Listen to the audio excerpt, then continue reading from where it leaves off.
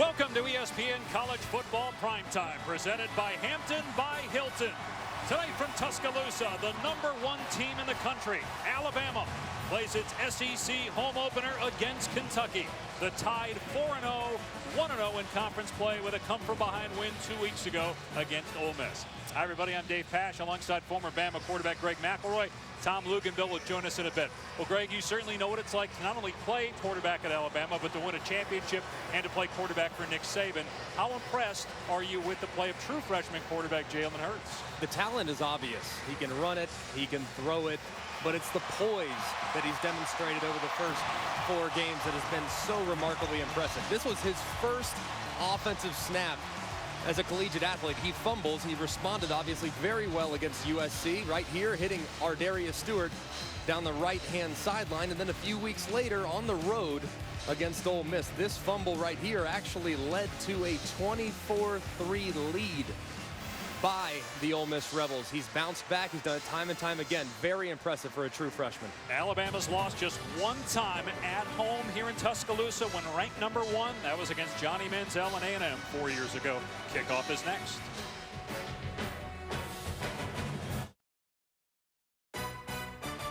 ESPN College Football, brought to you by Rocket Mortgage by Quicken Loans. Push button, get mortgage. And Chick-fil-A. We didn't invent the chicken, just the chicken sandwich. Alabama trying to make it an FBS best 17 consecutive wins. Jalen Hurts, true freshman quarterback, facing Kentucky. With more, here's Tom Luginbill.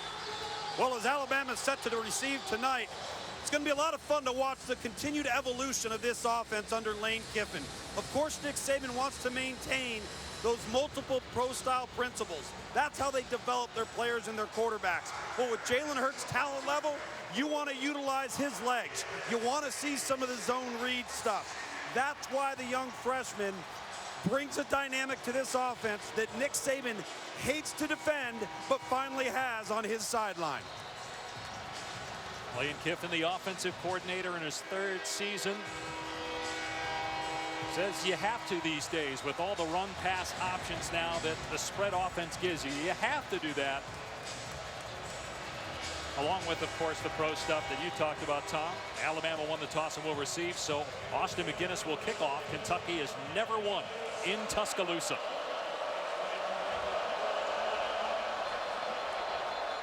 Ball falls off the tee. No wind, really, on the field. We were down there before. Beautiful night. Temperature in the high 70s.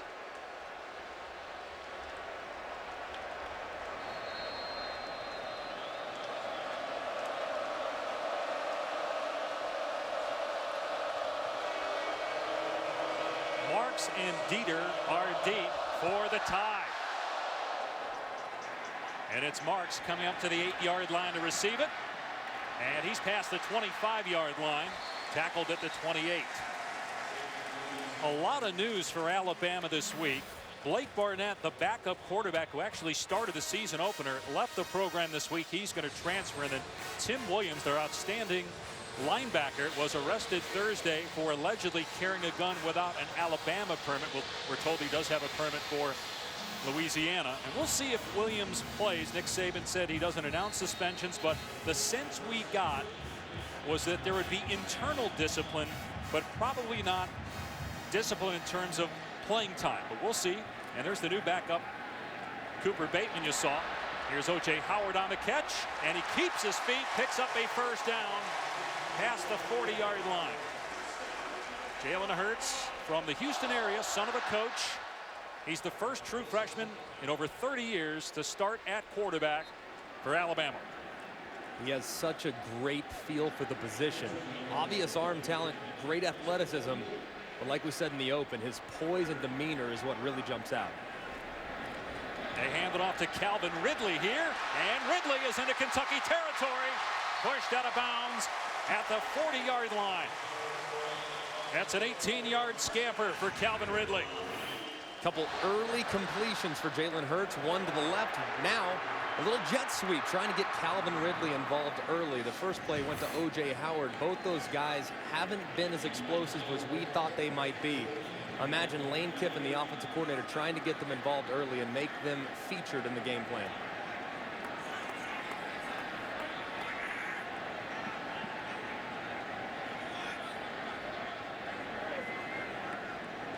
So first down at the Kentucky 40. And they're going to give it to another receiver. This is Cam Sims.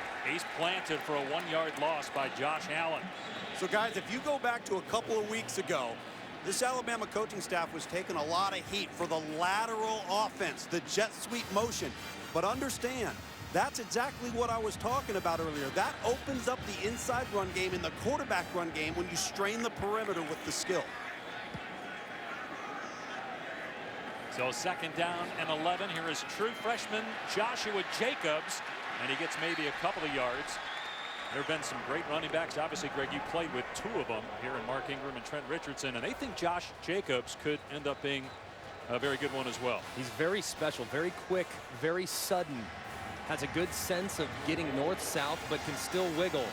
They really believe in where he's going to be. He's obviously early in his career, not a ton of opportunities, but there'll be plenty more to come as he continues to grow at the position. And right now, Damian Harris is in a running back. He was injured last week in their win against Kent State.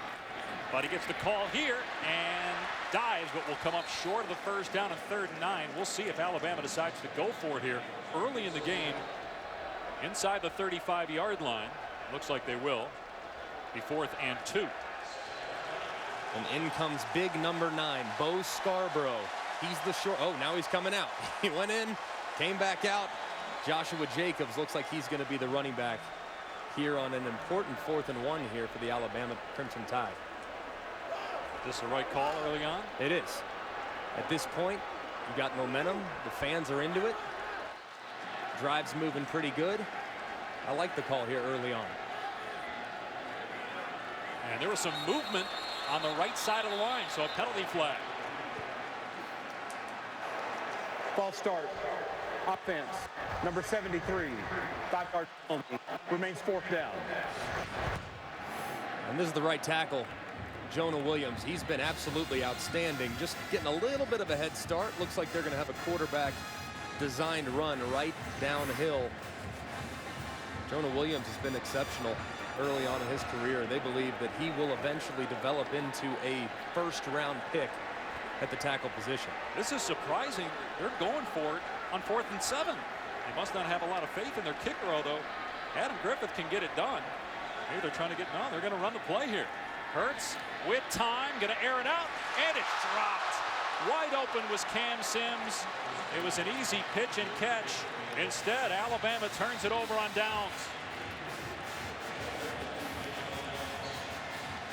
So Nick Saban decides to go for it, and it was there. A little behind Sims, but still should have caught it. And Kentucky will be on offense when we come back. No score early on here in Tuscaloosa.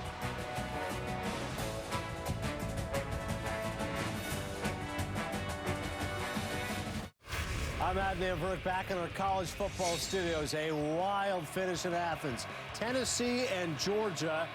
Georgia's up by 3. Little Hail Mary from Josh Dobbs and Jawan Jennings, the converted quarterback. All 6'3" of them comes down with the catch. Tennessee wins at 34-31. Their 4th win this year when trailing by double digits. They improved to 5-0. Heartbreak for the Bulldogs. Dave, over to you. And you're getting that sense it's Tennessee's year when that kind of stuff keeps happening to you. The Wildcats take over after Alabama turned it over on downs. First play for Kentucky from scrimmage, and it's a big hole for Boom Williams. Close to a 1st down. Our quarterback for Kentucky from California, Steven Johnson. He started out at Grambling, then transferred to a junior college. And then he stepped in for an injured Drew Barker against New Mexico State, played well. And then in his first career start, beat South Carolina last week. A dual threat quarterback. He leads the team in rushing attempts. He's only thrown 1 pick. First down run play and nowhere to go. Take a look at tonight's impact players, brought to you by Chick-fil-A. When you look at this Alabama defense, so incredibly athletic. Ryan Anderson on the edge.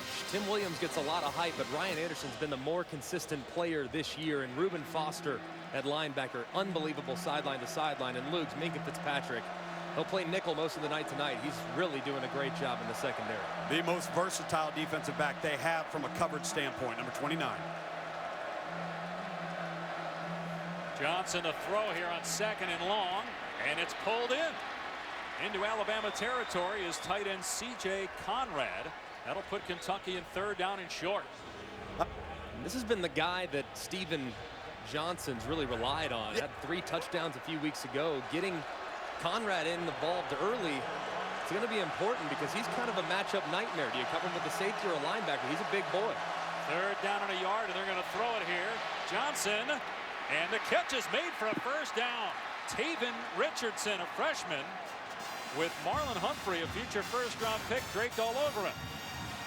It's a great throw. And if you're going to play against Alabama's defense, you have to be able to be accurate in tight coverage.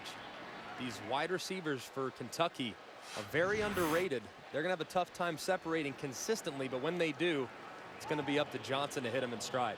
Got a stoppage of play for an injured Alabama player. It's Dalvin Tomlinson, who's had knee problems before. He's had a couple of ACL injuries.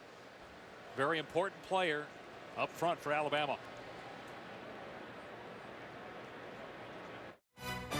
ESPN College Football is presented by Hampton by Hilton. Book at Hampton.com for a guaranteed discount. And in part by Buick, proud partner of the NCAA.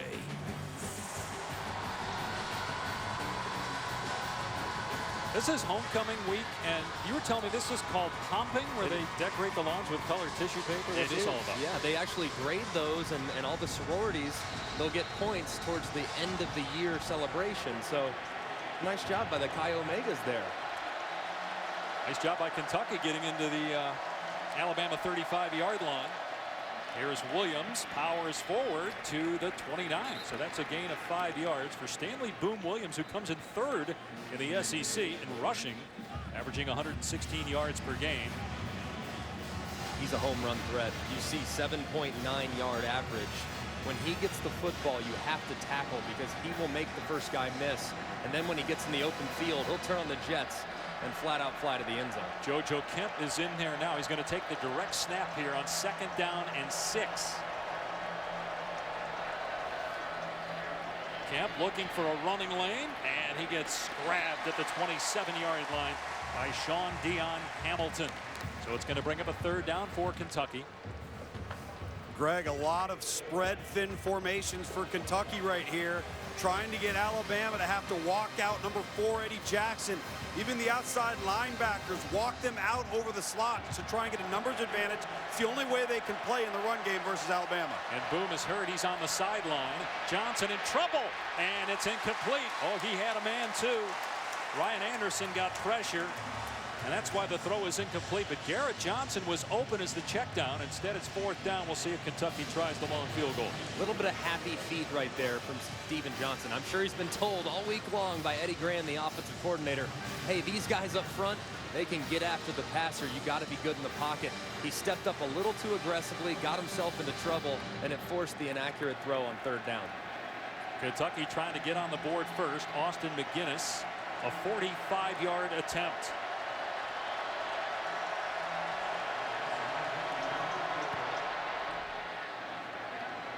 And the kick ricochets in. It's good for Austin McGinnis. And the Wildcats strike first.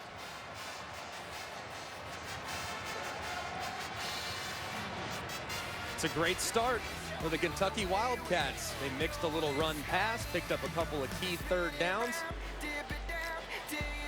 by a 1/4 of an inch. Field goal's good. Early lead, Kentucky.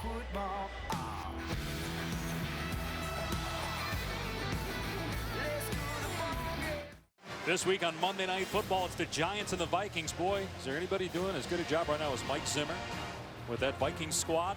Monday Night Countdown served by Applebee's kicks us off at 6, and then the Vikings and the Giants from the new U.S. Bank Stadium in Minneapolis. So Kentucky, behind the 45-yard field goal from Austin McGinnis, has an early 3-0 lead over Alabama.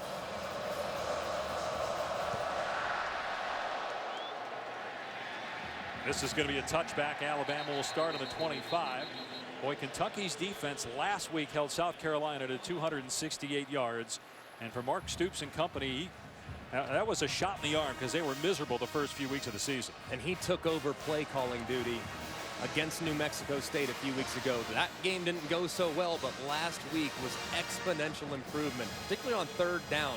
They came into that game giving up almost 60% on third down. Last week, only 3 of 13. So you can tell this is a young Kentucky defense. They lost 7 of their top 8 tacklers from last year's team. So they made some mistakes early on, but it appears as though Mark Stoops is going to be coaching them up so that they're in the right position, because there were way too many blown coverages and mistakes made in the first 3 games. So Alabama on first down. Hurts will look downfield. Everybody covered. Hurts takes off and throws it away. Jordan Jones, who might be Kentucky's best player on defense, had pressure that time on Hurts. DJ Elliott, look, he said, me and Mark Stoops, we have a great relationship. It's no problem. He's still very much involved in the game plan, but the biggest thing for them, they have to be better on third down. They have to figure out a way to make quarterbacks uncomfortable. Last week, they had 4 sacks. That's a step in the right direction, and right now, early on, they've put a little pressure on the young quarterback for Alabama. Yeah, got a 4th down stop on the last possession. Hurts going to hand it off here to Jacobs. He's past the 30. Keeps the feet moving, pushes the pile, and is close to the first down at the 35. Jacobs, not a big guy, about 205 pounds, but kept the feet moving, and he was able to move the sticks that time. Got to give an assist to his left guard, Rosh Pierschbacher. He was pushing that pile with all his might and got the first down. Well done by the offensive lineman getting downfield. That's Dieter lining up in the backfield, now moving out, and a handoff to Jacobs off the right edge, and Kentucky able to get there and cut off the corner. Mike Edwards and Courtney Love, a Nebraska transfer, stopped Jacobs after a gain of a couple. Don't forget, over on ABC tonight, top 5 matchup, Louisville and Clemson. Crazy day in the ACC with North Carolina making a 54-yard field goal to beat Florida State. Might have been good from 64. He crushed that thing. Here's Hurts dumping it off to Jacobs. Makes 2 guys miss. And brought down a yard short of the first down by Courtney Niggins. So 3rd and 1 here for Alabama. So far, Greg, I got to be honest with you. Kentucky's doing exactly what they set out to do. Don't allow the north to south run and disrupt the quarterback's flow. Very impressive so far for the Wildcats here on defense. And they're in the right place too, Luke. That's a big thing also. Jacobs able to get the first down straight ahead, and once again moving the pile. Yes, getting help. Here's your guy Pierschbacher in there again too, pushing Kentucky defenders. Damian Harris, the normal starting running back for Alabama, battling an ankle injury. We saw him in there earlier. Of course, last year it was Derrick Henry, Kenyon Drake getting the job done in running back. Henry, of course, winning the Heisman Trophy, 2nd round pick. Kenyon Drake, a 3rd round pick. Now they got a true freshman at quarterback, a true freshman at tailback, and a true freshman at right tackle, plus a good true freshman at wide receiver in Trayvon Diggs. Play action here for Hurts, and Hurts letting it fly downfield, overthrew Howard. Mike Edwards was beating coverage, but the pass too far. That was a tough throw. But you can see early on, it's already 2 targets for O.J. Howard. They've had him open in the first 4 games several times. Jalen Hurts and whoever the quarterback has been just hasn't been able to find him very consistently. He was obviously so huge down the stretch last year.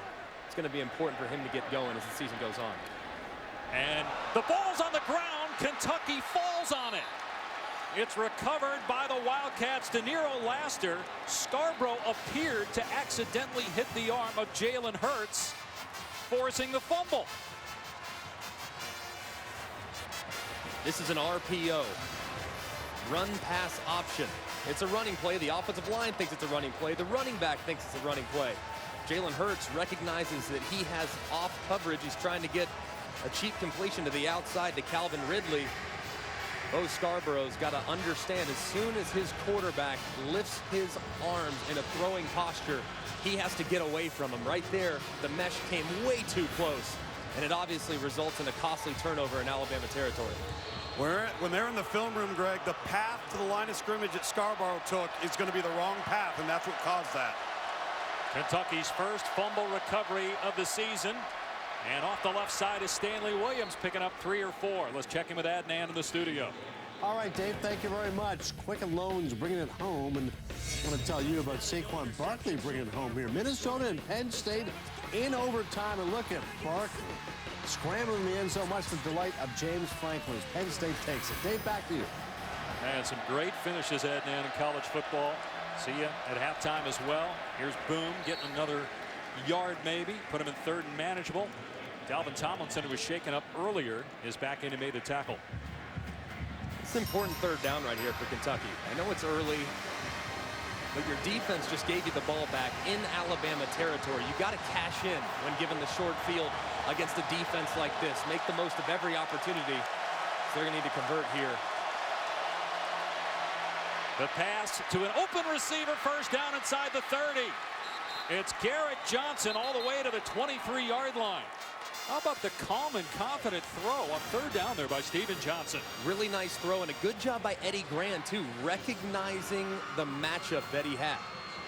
He has Garrett Johnson, who's a smaller, quicker, wide receiver against a bigger body safety than Ronnie Harrison, who's listed at 6'3", 216 pounds, whereas Johnson's only 175. Much quicker, favorable matchup for Kentucky there.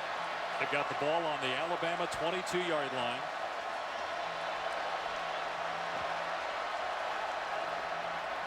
Johnson pulls it back and wide open at the 10-yard line. The ball was deflected on the line of scrimmage, but man, Conrad was wide open in the middle of the field. This is one you just have to shake your head. Great design. Conrad sneaking.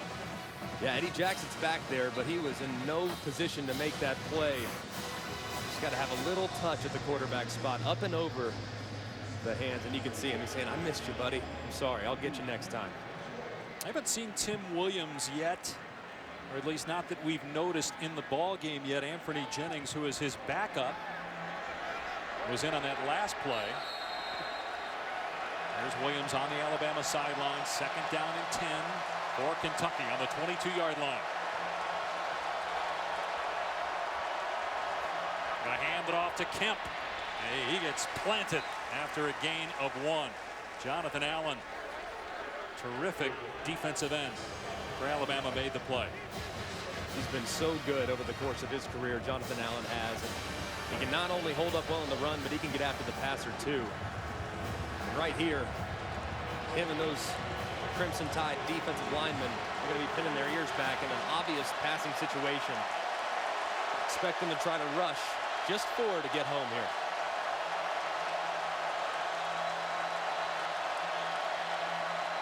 Johnson on third down and 10, in trouble. Gets sacked back at the 31-yard line. The ball is out, and it's recovered by Alabama. A turnover by the Wildcats. Ryan Anderson comes up with the recovery. Christian Miller chopped it out.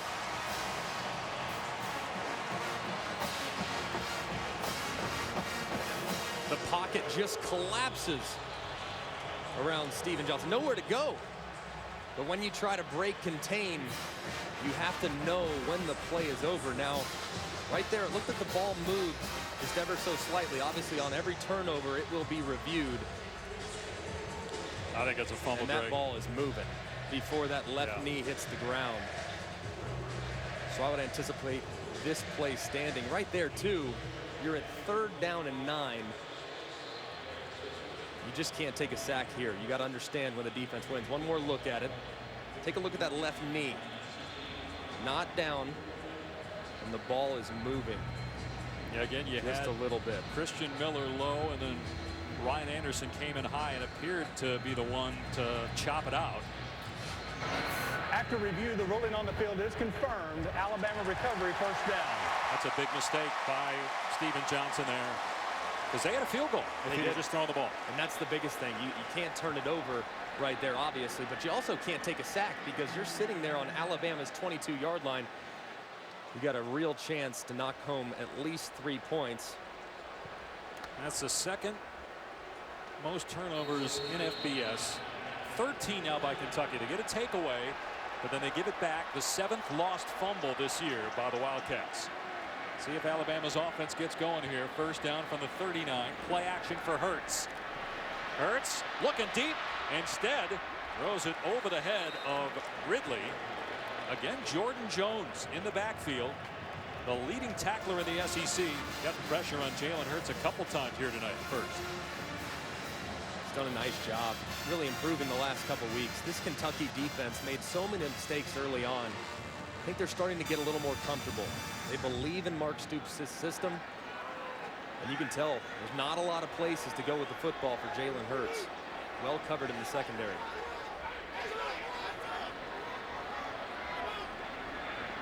Hurts 4 of 8 for 38 yards passing so far. They bring Ridley in motion, and Hurts is going to run it. Hurts gets the first down to midfield.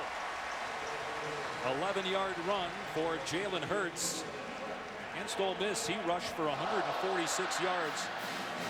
That's the most by an Alabama quarterback since Tyler Watts back in 2001. Did you have 146 yards for a season? I didn't have 146 yards in a career. Here's Hurts dumping it off. It's Big Bo Scarborough. 230 pounds, 6'2", out of bounds at the 41, picking up 9. You know, Greg, when we talked to Lane Kiffin this week, he really wanted to maybe not run Jalen Hurts as much. But I think what we're seeing is we've got an injured Wildcat down here on the Alabama sideline.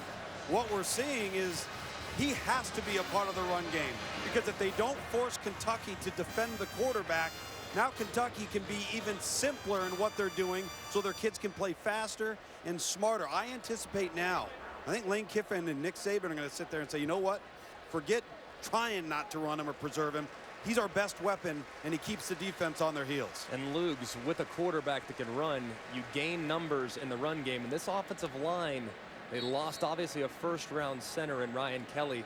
They haven't gelled quite as well as a lot of people thought they might. There have been a little inconsistent, a little bit of a roller coaster. So picking up that additional blocker in the scheme when you have the quarterback runs has benefited Alabama to this point. Well, both of you guys said that Cam Robinson hasn't played very well, and Lane Kiffin, in talking with him yesterday, felt like he hasn't played up to his potential. And Jonah Williams, when you've got a true freshman winning the Alabama Offensive Lineman of the Week award 3 times, that tells you something, not only about Williams, but that maybe Robinson isn't playing as well as he should be.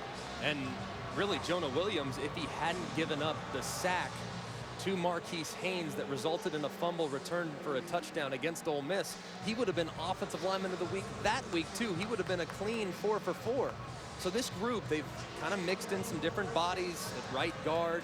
They've missed a little bit with the center and the left guard, with both Pierce Baker and Bozeman moving guys around, figuring out what they do best. But the one stable point that they've had for the last 3 years has been Cam Robinson, and he needs to elevate his level of play significantly, because they're going to need him down the stretch as they continue to face some of these great pass rushing defenses in the SEC. Robinson, a first-team All-SEC performer last year, 34 consecutive starts.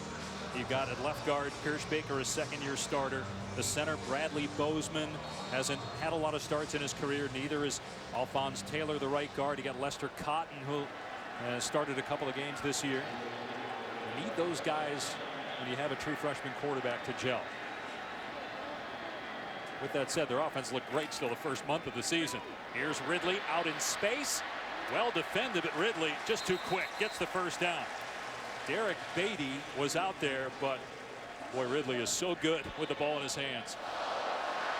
Very elusive and a long strider, an effortless runner is Calvin Ridley. He hasn't had as many opportunities, especially down the field in the early going, but he can still go the distance every time he touches the football. It's interesting play selection on first down. 7 pass plays for Jalen Hurts on first down plays. Got an official stoppage of play.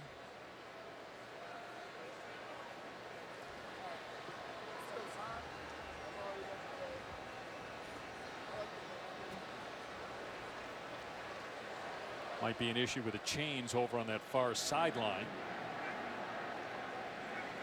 No announcement from Brad Rogers, so that would tell you that that's the issue. We see one of the officials over there trying to get the chain set. You hate this as an offense. You're in a rhythm, sure, trying to get going. You just crossed the 50. And then obviously you have a stall like this. It kind of throws you off your game a little bit if you're an offensive-minded football team. During 3 minutes to go here in the first quarter, it's 3-0 Kentucky. Alabama on first down. Here's Ridley on the pitch to the 32-yard line. We check in with Adnan. All right, Dave, thank you very much. Just want to update you on the Cree Lighting Players Spotlight. This is Cedric Woods, the 31-yard pick six off of Riley Ferguson as Ole Miss currently up 14-6. It's early in the second quarter. He's been two, Dave. Just a couple weeks ago, Ole Miss had Alabama down 21, but the Tide came back to win that one. They trail early here. Jacobs cannot get to the first down marker. He'll come up a yard short. Laster was there for Kentucky. Tell you, Greg, this Alabama football team, we just touched on this offensive line. They are not just owning the line of scrimmage. They're not sustaining blocks. The quickness for Kentucky is helping out. Third down at a yard, and Jacobs able to find the hole and get the first down. Nice vision by the true freshman from Tulsa, Oklahoma.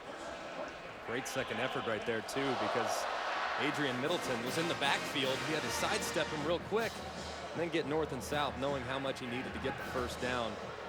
Lugs, I know you really like Joshua Jacobs from what you've seen so far. I do. He's so quick. Now, he's built different than the other backs, so he kind of adds a different dimension, not too dissimilar to what we saw from Kenyon Drake in his career here. Fresh set of downs inside the 30-yard line for Alabama. Hurts on the move and throws it away. Again, it was Jordan Jones in the backfield. You guys talked, though, about the intelligence of Jalen Hurts, and that's a play that may just get dismissed by a lot of people, but this is smart by Hurts. Sometimes the best play is to throw it away, and that's mature. I mean, that's very mature at this point in his career and development, Lugs, to understand the situation. You're in the red zone or nearing the red zone. Don't take a sack and push your team behind the sticks. Great field awareness, no doubt about it. And son of a coach. See him diagnosing the defense there. Had a little trouble with a snap. On the move here on second down. And that pass is caught by Ridley, but out of bounds. Oh, the fact that he caught it with Derek Beatty right in front of him is incredible, but he was clearly out of bounds. We just mentioned his maturity. I think he might have been trying to throw that one away. Little did he know that Calvin Ridley can jump about 15 feet in the air and bring it down. My goodness. I'll say this, Greg, Dave, there's not a lot of guys running open now. Yeah. These are difficult throws for Jalen Hurts to make because this secondary and the effort in the front for Kentucky's been impressive down here. Well, you got a 6'3" corner on one side, a 6'4" corner on the other side for Kentucky. I mean, Beatty's 6'3", and Ridley still caught that ball from Hurts. Here's Hurts in the pocket and through the hands of Howard on third down and 10. So Kentucky's defense holds, and Alabama's going to have to try for a field goal. Remember, they went for it on fourth down last time when they were in this situation. They're a little bit closer to the goal line. Be about a 45-yard attempt for Adam Griffith. It's a win for the Kentucky defense right there. Indeed. Alabama's marching. You hold up. 2016 defense is all about third down and red zone. Kentucky's going to leave the field feeling good about themselves here. And the kick is perfect by Adam Griffith from 44 yards. He ties Derrick Henry for number 8 on the Alabama all-time scoring list with that field goal. But I agree with you. That's a victory for Kentucky's defense, which has found its identity after the job it did last week against South Carolina.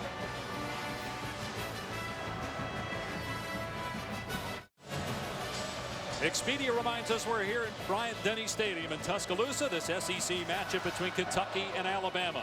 Tied at 3. Here's Vidette on the return for the Wildcats. He hesitated on the goal line, but he breaks a tackle at the 10. Vidette stiff-arming as he steps out at the 31. Worked out pretty well for him. Kentucky 0-9 here in Tuscaloosa.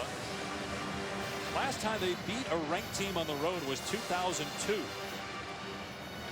Now, they haven't played here since 2008. The last time they played period was in 2013. Alabama won that game 48-7.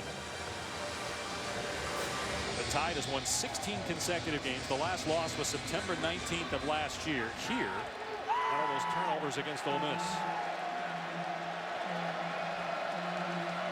First down for Kentucky. It's a play fake for Johnson. Hitting his tight end Conrad. Good open field stop by Eddie Jackson. It's a 2-yard pickup. Lugs, early on, I'm looking at Eddie Grant, offensive coordinator for Kentucky, and they're mixing it up. I mean, they're going a little naked. They're going a little downhill run, a little outside run. It's a good game plan so far for this Kentucky offense. I love the approach, and they're not putting their quarterback in too much danger by holding on to the ball too often. Eddie Grant, the play caller for Kentucky.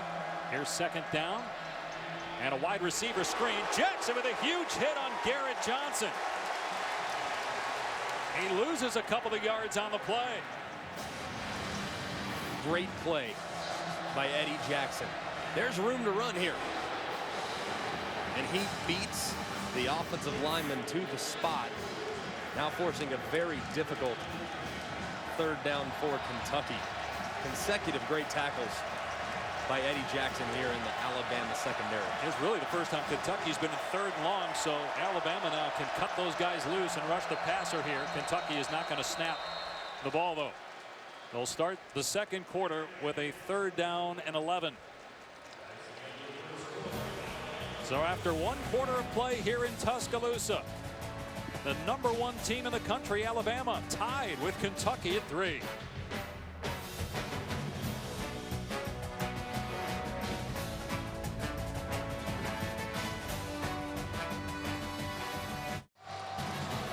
You're watching the SEC on ESPN.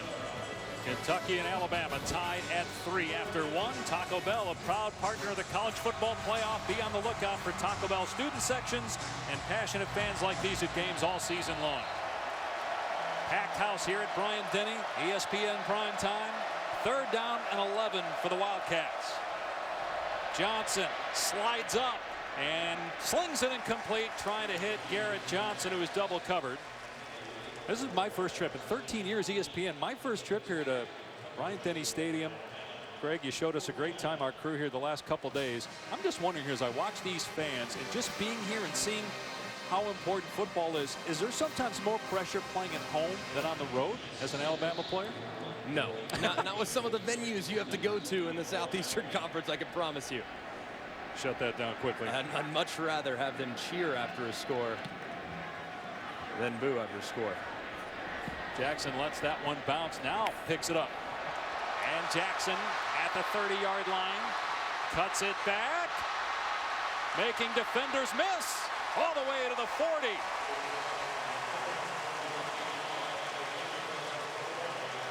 It's a 17-yard return.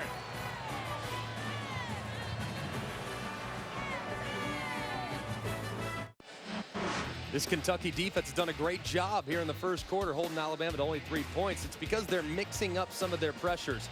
You can see right here, bringing a little field pressure, forcing Jalen Hurts to get off his spot and throw a quick, easy pass. Just got to tackle. And then staying home on some of the zone read principles, running sideline to sideline. Alabama loves to go north-south. But right now, this Kentucky defense, Lugs, is forcing Alabama to go coast to coast. And by keeping it simple, the old KISS method, guys. Keep it simple, stupid. Now your kids can play fast and know what they're doing. Alabama ran 23 plays in that first quarter. And scored just 3 points. Play fake. Hurts in trouble. And Hurts tucks and runs and gets positive yardage. You know, it's interesting in talking with Lane Kiffin guys the other day when he mentioned that Hurts called out a teammate in a good way. As a true freshman, you don't see that very often. In fact, he kind of compared him to Russell Wilson and some other things because obviously Lane is close with Pete Carroll, head coach of the Seahawks. Something that Wilson did when he was a rookie and when Pete Carroll knew that Russell Wilson was his guy. Kind of the same thing with Jalen Hurts, the way he steps up in meetings. Hurts keeping it here. Wrapped up at the 46-yard line, picked up 2. Going back to what you're saying, though, about his ability to lead as an 18-year-old freshman, I didn't say a word for about a year and a half. I don't think, not a word, Lukes. Speak when spoken to. When I was a freshman, this young man's holding players accountable. Very impressive demeanor from Jalen Hurts. Hurts rolling out here on 3rd down. Alabama trying to get something going offensively. It wasn't there. And that was a mistake. Should have thrown the ball away. He was outside the pocket. Instead, he loses about 7 or 8. Courtney Love pressuring, and so Alabama has to punt now. Can't say enough good things about what Kentucky's doing defensively. They know that when you have a scrambling quarterback on the other side, you can't get too aggressive in your pass rush. And they're also mixing in some blitzes and some pressures. And then in the back end, the secondary, very tight coverage. Lugs, it's been a great start to the game for this Kentucky defense. Yep, get the quarterback off schedule. Don't allow straight ahead run. It's gone exactly to order for Kentucky so far. They just look more confident based on this year and last week as opposed to what we saw the first couple weeks. Not saying they're going to win the game, but just the confidence level is up. That's because some of the mistakes they made early on. That Nice punt hugs the sideline. Then it goes into the end zone. Oh. They had a chance to down it at the 1, but Tony Brown playing for the first time. Remember, he hasn't played since the SEC championship game last year. He was suspended before the college football national semifinals. His first game back, and he can't keep the ball out of the end zone. A touchback.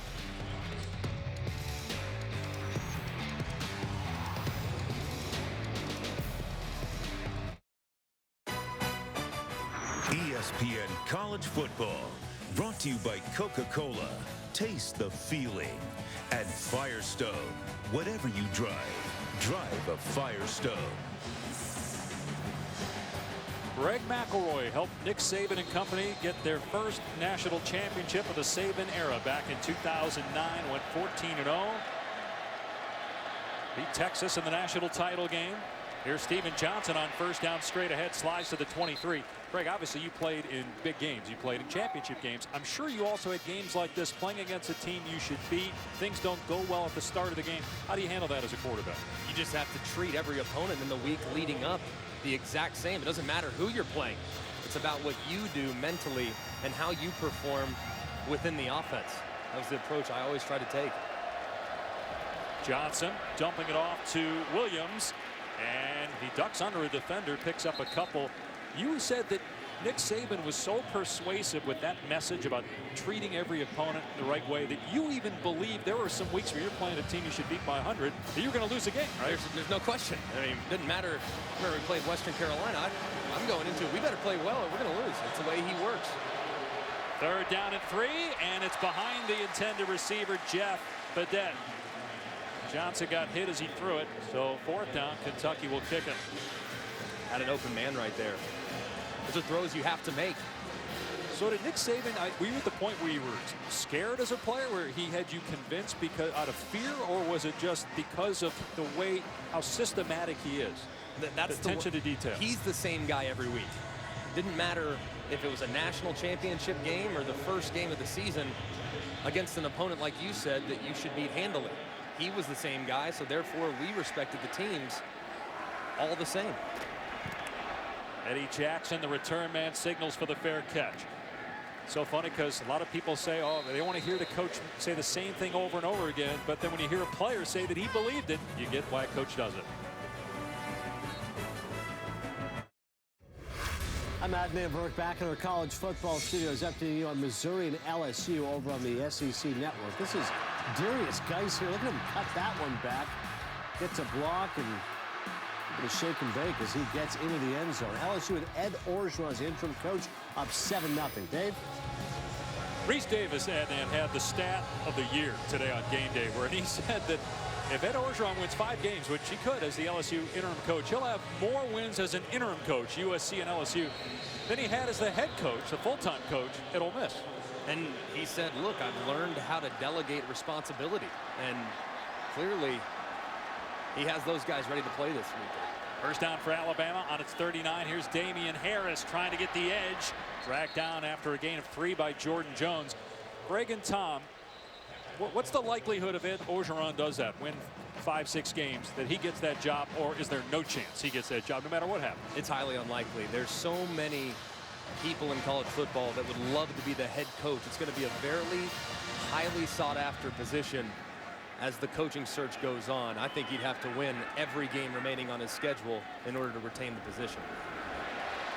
Here's a first down run. Jacobs breaking a tackle all the way to the 29-yard line.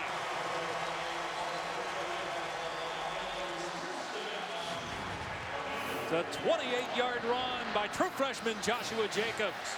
And this is Alabama bread and butter. Just a stretch zone play, north-south. Way to get upfield by Joshua Jacobs. Back to Jacobs again. Nice moves to the 21. An 8-yard pickup that time. Taking up the pace a little bit offensively. Alabama felt as though they could kind of wear down this Kentucky defense. They're not remarkably deep, especially up front is Kentucky. So they want to implement some of these tempo principles as they continue. He has 8 carries so far in this game, had 18 the first 4 games combined.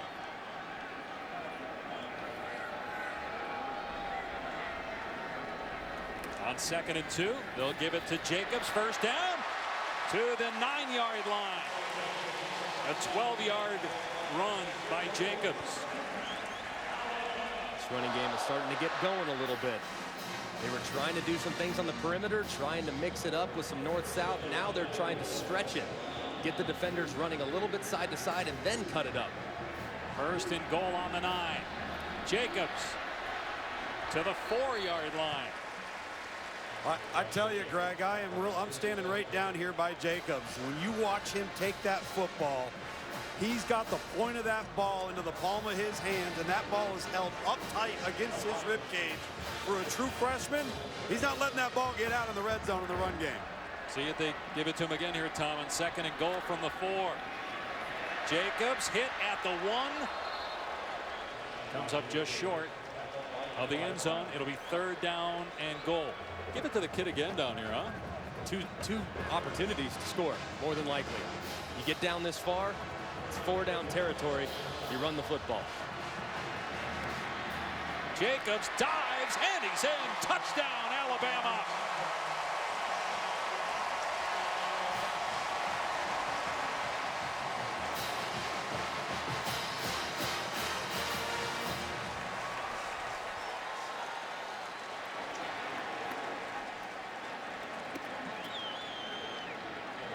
Six carries, 57 yards on that drive alone for Joshua Jacobs.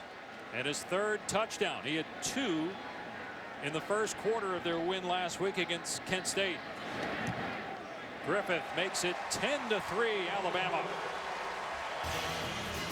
Lane Kiffin says, I'm just going to hand it to my true freshman every single play on this drive, and he punches it in from a yard out as the Tide get the first TD of the game.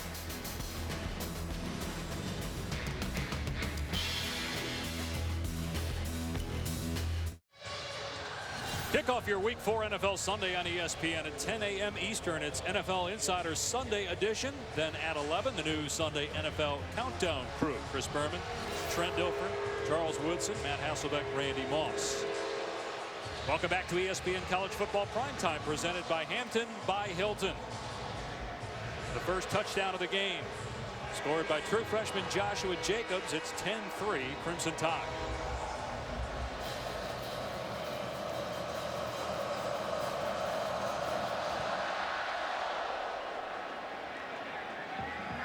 Inside the 5-yard line, Badette past the 20.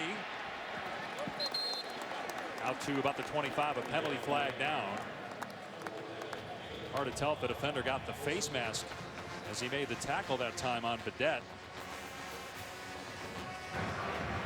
Offside. Kicking team, number 29. 5-yard penalty added on to the end of the run. First down. Cam Robinson's been inconsistent. He's been challenged. He says challenge accepted. Look at him seal the edge right there, allowing Joshua Jacobs to get to the 2nd level. He makes 2 guys miss. Next thing you know, you got a big play down the left sideline. Again, a couple plays later in the double team, pushing the defensive end off the spot, allowing Joshua Jacobs to cut up inside. Great drive right there. Every run went to the left-hand side. They challenged their talented tackle. See if Kentucky can answer. Boom Williams wrapped up in the backfield. Ryan Anderson and Deron Payne. Think he's fired up? He knows he hasn't played his best football. He's been inconsistent against the pass. Hasn't been great against the bull rush. The speed to power hasn't been real in line with Pierce Baker at left guard with their double teams. It appears that some of their woes might be solved after that most recent drive. They come back at a tackle for a loss on defense. 2nd and 11. Play fake. Johnson with time into traffic, and it's still caught. Blake Bone with his first catch of the year with 2 defenders right there. Going to be 3rd and 6. Good strong hands right there from Blake Bone. And 3rd down, I'm thinking you got to get Steven Johnson out of the pocket a little bit. Get him comfortable and allow him to possibly use his legs if he needs them.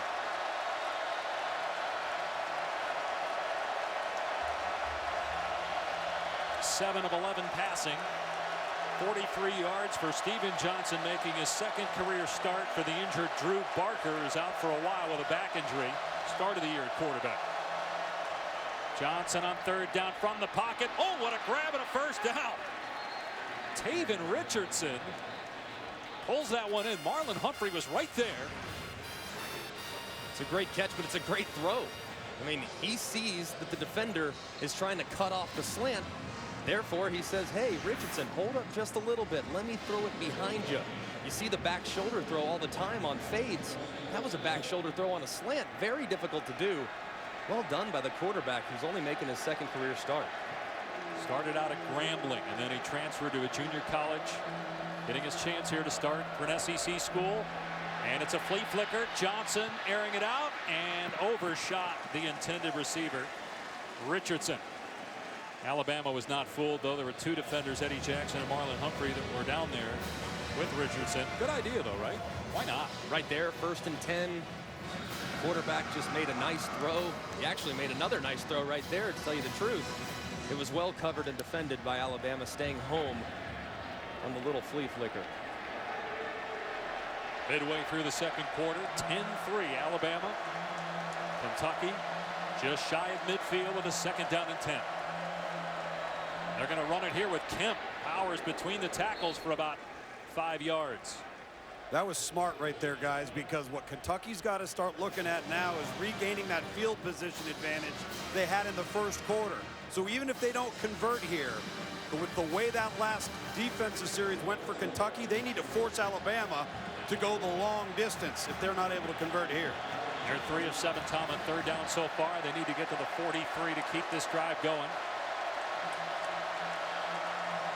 And we have not seen Tim Williams for Alabama in the game here in the 1st half. Johnson steps up, and it's fumbled again. And it's picked up by Alabama. Ronnie Harrison has it at the 40. Harrison inside the 20. Into the end zone. Touchdown, Bama.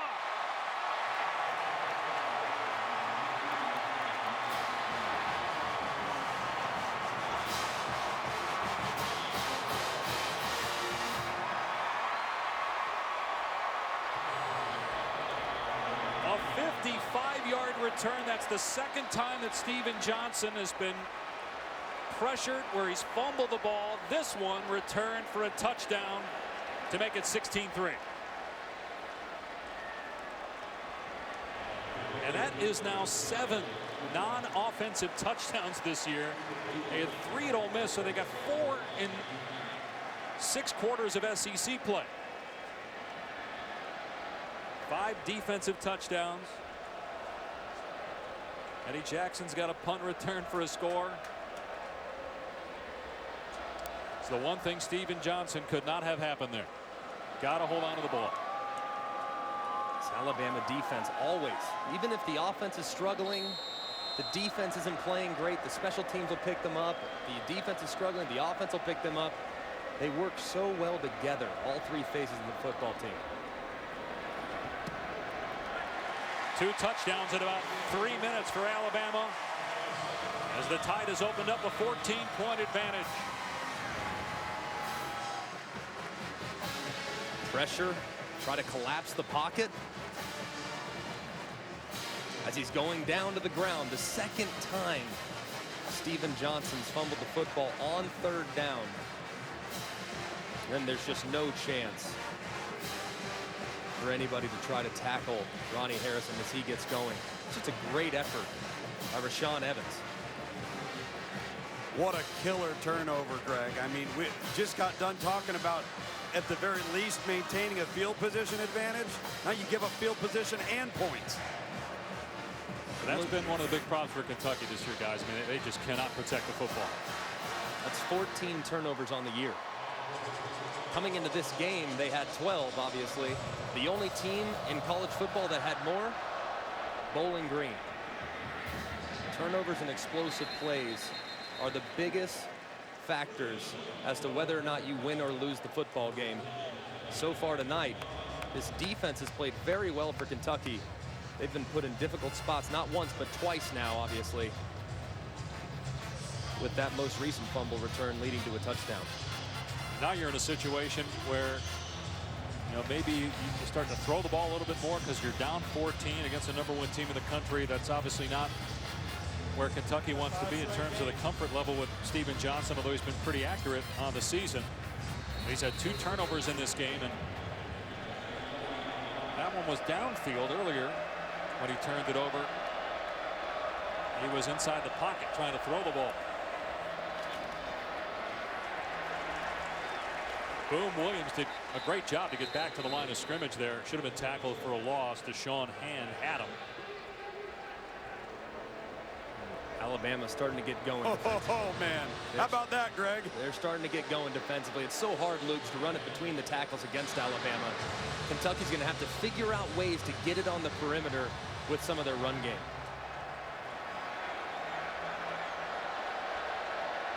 Second down and 10 for Kentucky from its 25-yard line. Really not an explosive play, tight offense. Williams straight ahead, nothing doing. Brought Eddie Jackson down that time. Deron Payne along with Dakota Ball in there. 3rd and 10 against that Alabama pass rush. What's Eddie Grant thinking here? Screen. This Alabama pass rush is so good. It forces you to keep running backs in because they need to chip against defenders on the outside. You have to at least change the shot clock for this Alabama defense. So if I'm Eddie Graham, the offensive coordinator for Kentucky, I'm thinking get the ball out on a screen right here. And DeJuan Johnson getting pressure, dropping back again after he's fumbled twice. We're going to let him do it here, and he's in trouble. This time he hung on, but he's sacked by Jonathan Allen. 10 sacks in the last 11 games for Jonathan Allen. Here's Jonathan Allen right here. This Kentucky offensive line slides all the way down. You have the best defensive lineman for Alabama going up against a running back. Jonathan Allen is going to hear his name called in the top 10 picks, I would imagine, in the NFL draft. He'll win that matchup every single time. Yeah, hard for a guy 190 to block a guy 290. This is a great punt. Wonder if Jackson lost it in the lights. Could be like an 80-yard punt down to the 20-yard line. True freshman Grant McInnes. That seemed longer. It ends up being 62 yards. Aflac. Tonight's Aflac trivia question. Since 2000, Alabama's been in an FBS most 14 matchups with top 5 teams. What team is next in line? Who has had the second most games between top 5 teams? Any guesses? Since 2000. You got to think, obviously, USC there in the Pete Carroll era. They had a number of them. LSU's been very consistent. I'll give you a hint. The team is unranked right now. Was ranked at the beginning of the year. I think I have an idea as to who that team might be. So Alabama takes over on its 21-yard line, up 14 points. Play fake here for Hurts. Steps up, lets it fly, and incomplete. There was contact downfield, but it was incidental. O.J. Howard and Mike Evans were tangled up. Howard slow to get up. Another try to get O.J. Howard involved in some of the play action game. You can see feet tangled. Good no call by the officials. Both guys were trying to go after the football, and occasionally that happens. He talked about Jonathan Allen getting picked high as they run Jacobs here on 2nd and 10. Stood up at the 25, a gain of 4. Remember Ohio State last year had all those guys picked in the first round? Alabama might do that this year. We talked about the youth, but then you look at their veteran players, and O.J. Howard's one of those guys. Mentioned he was shaken up on that incompletion. He's another first-round pick potentially. There's so many. I mean, Cam Robinson, O.J. Howard. On the defensive side of the football, you might have 4 or 5 guys in the draft upcoming that'll hear their name called very early. Big 3rd down and 6 here for Kentucky defensively. Hurts going to step up and run. And Hurts picks up the first down to the 34-yard line. So here's what we're talking about based on what Mel Kiper has in his 2017 big board. All these guys he has going in the top 25. Again, we haven't seen Tim Williams yet in this game. Don't know if that's, I can only assume it's a suspension. Don't know how long. Again, he is suited up. Got arrested a couple days ago for allegedly having a handgun without an Alabama permit. Fresh set it out. Hurts finds Harris out of the backfield. Trying to emphasize the quick game, Ludes. They're not really doing a ton of things downfield. Right. Because Kentucky's doing a nice job in coverage, but the quick game's been good to Alabama, and they're trying to get some of these guys involved. Yeah, they're trying to get some of these guys involved, and I think Jalen Hurts needs to use his legs a little bit more if he doesn't like what he sees downfield. He's going to hand it off here to Scarborough. And Scarborough gets maybe a yard. Tymir Dubose was there first. We did see Hurts use his legs to pick up that first down on the 3rd down pass attempt when nothing was there. Took off. Made a good decision. A little bit interesting here, Greg, that they haven't just gone back, lined up, went the outside stretch zone like they did the entire last series, and forced Kentucky to defend it. They ran it 7 or 8 times on the last drive, it seemed like. I'm a little surprised as well, Ludes. 3rd and 4. Let's see what Lane Kiffin dials up here. Wide open is Ridley. No defender within 5 yards of him. And he's near midfield. How does that happen? Best player maybe on the field is wide open. Calvin Ridley is so good when it comes to getting deep on a defense. So therefore, the corner has to back way off and respect his speed. Sometimes it allows for quick hitches underneath for first downs. Alabama starting to get in sync here offensively late in the 2nd quarter. Another pass play for Hurts. Along the sideline. The catch is made. It's Ridley again. Just short of the first down marker. Make sure he caught it. Yes, no problem there. Both feet in bounds. Greg, notice how the attempts now are one-on-one into the sideline and not over the middle with many progression reads. Isolate the wide receivers on the outside.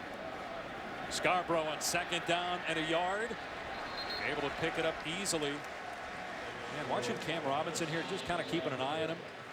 That last drive, and they finally get him going. We showed you the highlight on the left side run, and then also his emotion going to the sideline. There's a new pep in this guy's step, just watching him each play. Playing offensive line is half attitude, half skill. You got to be mean in the trenches, and it appears as though he's ready to rock after that last drive.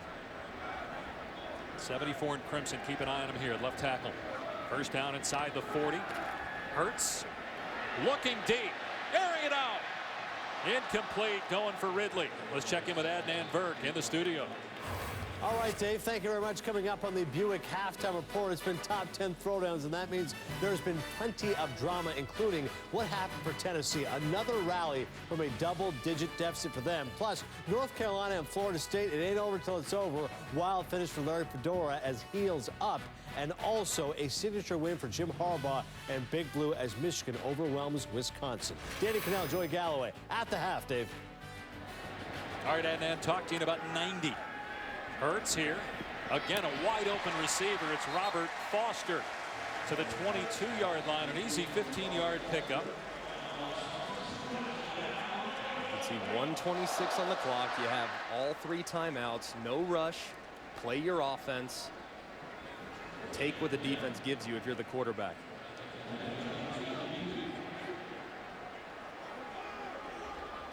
Jalen Hurts, a true freshman. Didn't start the opener, but came in on the 3rd possession against USC, replacing Blake Barnett, who has left Alabama. He's going to transfer. So it's Jalen Hurts' show. Rolling out here, and Hurts going to run out of play, getting out of the 20-yard line. Alabama has all of its timeouts remaining. Another smart decision there, Greg and Dave, from a young quarterback who he was outnumbered in the defensive secondary with Kentucky with only 1 target in the boundary of the end zone there. Doesn't force the ball, stops the clock. Great awareness once again in the most critical area of the field. Very under control, knows exactly what Lane Kiffin wants from him. 2nd down and long. Scarborough to the 17-yard line, bring it up 3rd down here. Eli Brown on the stop. Now, Hurts came in averaging just under 200 yards per game, but you look at that completion percentage, 63. I mean, that's really good for anybody, especially for a true freshman. It's partly because Lane Kiffin's putting him in position to make high percentage completion throws. See what he does here on 3rd down and 4, throwing a fade to the end zone and way overshot. Robert Foster didn't have the touch on that one, so it's 4th down. Saw O.J. Howard go to the locker room, so he's not available in this situation. He got shaken up earlier. And Alabama's going to send down the field goal team.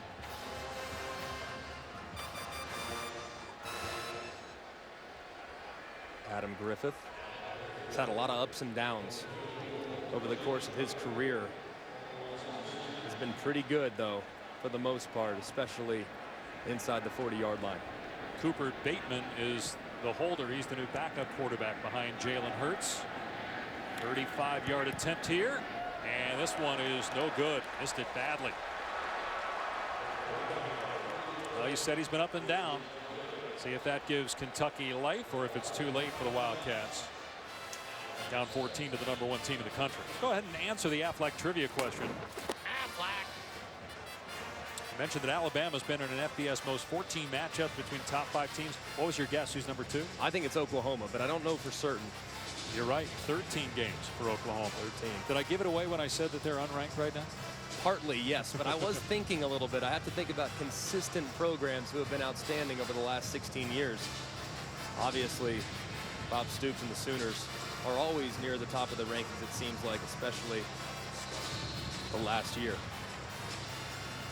Ohio State with 11 such appearances. By the way, it looked like Bateman may have come on late there to hold that football. Don't know if that messed at all with the timing. 1st down for Kentucky on the 20-yard line. Here's Stanley Williams. Pushed out of bounds. I think Kentucky was just trying to run out the clock there and just get to halftime. Right there. It's not a very smart play by Stanley Williams, because Alabama has 3 timeouts left. If Alabama gets a couple stops here, they might fire a couple timeouts. They're so good in the return game, they might be able to steal some points before the half. I get a true freshman in there at tailback. Benny Snell had 4 touchdowns in a game earlier this year. Haven't seen a lot of him tonight, though. Snell out to the 27-yard line, and because he got a good chunk there, Alabama doesn't appear like it's going to call a timeout. Had they stuffed him, maybe they do. Instead, they'll just let the clock run out here.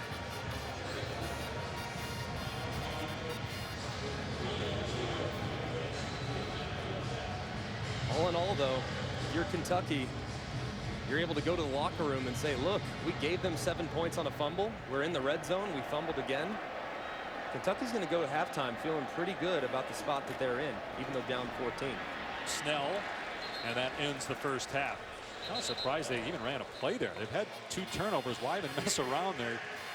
But they did, and half comes to an end. Stay tuned for an interview. Tom Luginbill will talk with Alabama head coach Nick Saban. 17-3, Crimson Tide leading Kentucky. Now back to the studio. It's the Buick Halftime Report. Welcome back to ESPN College Football Primetime, presented by Hampton by Hilton. You're watching the SEC on ESPN. Alabama in front 17-3 as the Tide looks to win its 17th consecutive game, ranked #1 in the country. leading by 2 scores as we get ready for the second half. Dave Pasch alongside Greg McElroy, Tom Luginbill join us again in a bit. Well, the offense struggled a little bit for Alabama in the first half, but when you have a defense like this, you can still win games. I mean, the defense sacked the quarterback 3 times, held Kentucky to 74 yards, and our Good Hands play brought to you by Allstate, another defensive touchdown. Yeah, I mean, this was the story of the first half. Kentucky's had opportunities right here in the red zone. Steven Johnson, the quarterback, he's got to hang on to the football. This takes 3 points off the board, possibly. And then later on, another 3rd down and long. You know this Alabama defense is going to be rushing the passer. A great job by Rashaan Evans right there, forcing the fumble, and then Ronnie Harrison picks it up, says, I'm going the distance. Touchdown Alabama. Those 2 turnovers led to 10 points for the Crimson Tide. And like we said, the first fumble, that took 3 points off the board from Kentucky. So Kentucky has played the game much better than the scoreboard might indicate. They just got to take care of the football. Steven Johnson with 2 fumbles. Meanwhile, Jalen Hurts did fumble, but it was Bo Scarborough, the running back, knocking the ball out of his hand as he reared it back to throw. Kentucky has never won in Tuscaloosa. 0-9 lifetime in this stadium. They will get the ball to start the second half. Alabama's schedule gets tougher starting next week at Arkansas, then in 2 weeks at Tennessee, which if you didn't see, won today against Georgia on a Hail Mary. Alabama has A&M after that. 3 straight ranked foes for the Tide. Going to be a touchback. Kentucky will start on the 25. Tom had a chance to talk with Mark Stoops. Yeah, guys, Coach Stoops is actually feeling pretty good about his ball club's effort in that first half. And if you go back to the one series where they really struggled against the run in the second quarter and the scoop and score, this is a 10-3 ball game. The reality of the situation is this. On 1st and 2nd down offensively for Kentucky, they cannot get behind the chains. And Steven Johnson, their quarterback, has got to protect the football.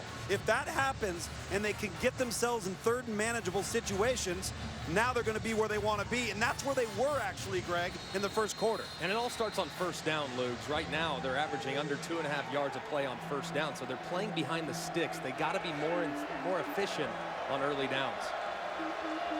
First down at the 25 for the Wildcats. And the quarterback run. Johnson past the 30-yard line. Gets the first down. Good start for Kentucky on its first play of the 3rd quarter. First time we've seen Steven Johnson pull it on a zone read concept. They've been dialing in on the running back the Alabama defense has. He pulls it, picks up a first down.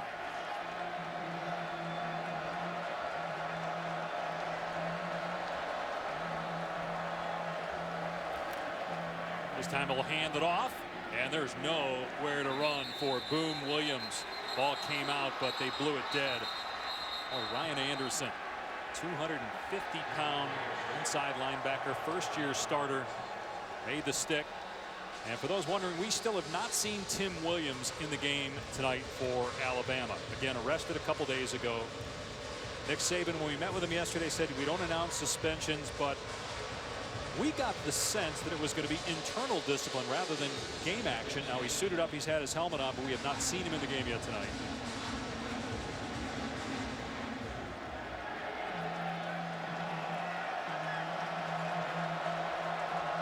No gain on the last play, so 2nd down and 10. Johnson to the air, and he was feeling the pressure that time. He had Conrad again, but missed him. Here they are once again, 3rd and 10. It all starts with 1st down. And 2nd down's an incompletion because they're trying to get back on track. And when you start with a no-gain run between the tackles, it throws off the rhythm of the entire offensive drive.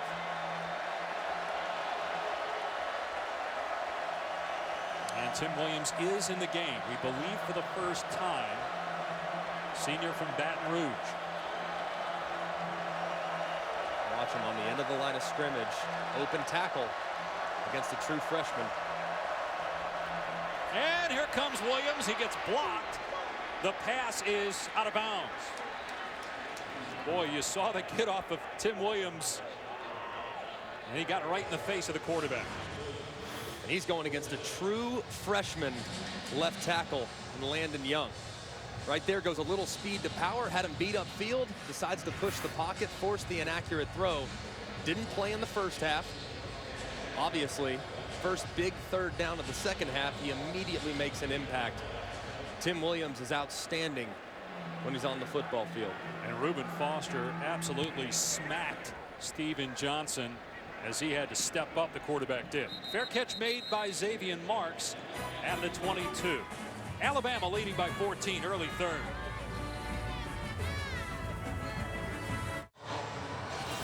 Our Week 4 Monday Night Football matchup, Eli Manning and the New York Giants against the Minnesota Vikings, who just knocked off the Panthers in Charlotte last week. It's from the new U.S. Bank Stadium in Minneapolis, 8:15 Eastern on ESPN.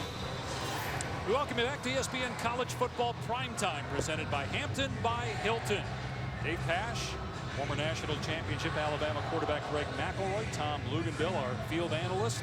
17-3, Alabama in front. The longest winning streak under Nick Saban was 19 straight. You were the quarterback for those teams back in 2009-2010. This team has won 16 in a row entering tonight as a 2-score lead. First possession of the third quarter for the Tide. And it's Bo Scarborough off the left side, and a beautiful tackle made by Jordan Jones. Played a terrific game so far. Kentucky's defense has played well. I mean, they've had one drive offensively, Alabama has, in which they imposed their will. But for the most part, Mark Stoops, after having taken over the play calling duties a couple weeks ago, you no longer see busts in coverage, and you're seeing more effort out of the guys in the front seven. This Kentucky program has come a long way under Mark Stoops, still has a long way to go, but they have improved talent. That pass to Ridley, a sliding catch made just short of the first down. It'll be 3rd and 1. Ridley's been very active tonight.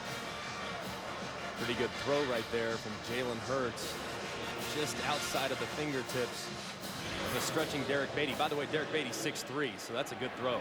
3rd and short, and they get the first down with Joshua Jacobs. In the first half, Jacobs had 86 rushing yards on 13 carries and the lone offensive touchdown in the game. He, like the quarterback Jalen Hurts, is a true freshman. Greg, I would anticipate a lot of run here on this opening drive. Nick Saban telling me just before half he wants to get back to running the football and get running downhill. What? Drive where they scored the touchdown, that's all they did. They just ran it off the left side. Here's a play fake for Hurts, as all day, going for Ridley, and he missed him off the 30-yard line. He was open. Mike Edwards was trailing. Just held it a little bit too long right there. When you're a young player, you want to see guys all the way open. Sometimes, especially in this league, you can't do that. He just has to let it go just a hair sooner, and he's probably going to have a big completion down the field. Meanwhile, a injured Kentucky player, it's Josh Allen for the Wildcats, shaken up.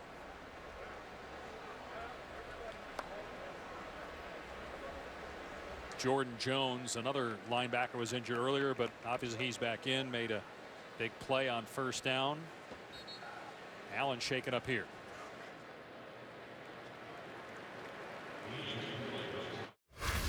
I'm Adnan Virk back in our college football studios. An update on Louisville Clemson over on ABC. It was scoreless until Lamar Jackson to Cole Hikatini, getting it down inside the 5, and then on 3rd and goal, Jeremy Smith will punch it in. So Louisville leads it 7-0 early in the second in Death Valley. Back to Dave Pasch. Well, Lamar Thomas, the wide receivers coach for Kentucky, came from Louisville, was a terrific player at Miami back in the day for the U. He looks like he can still play, by the way. He does. He looks. Until George Teague stripped the ball out of his hand in the national championship. I know a lot of fans in this stand. They remember that game very fondly.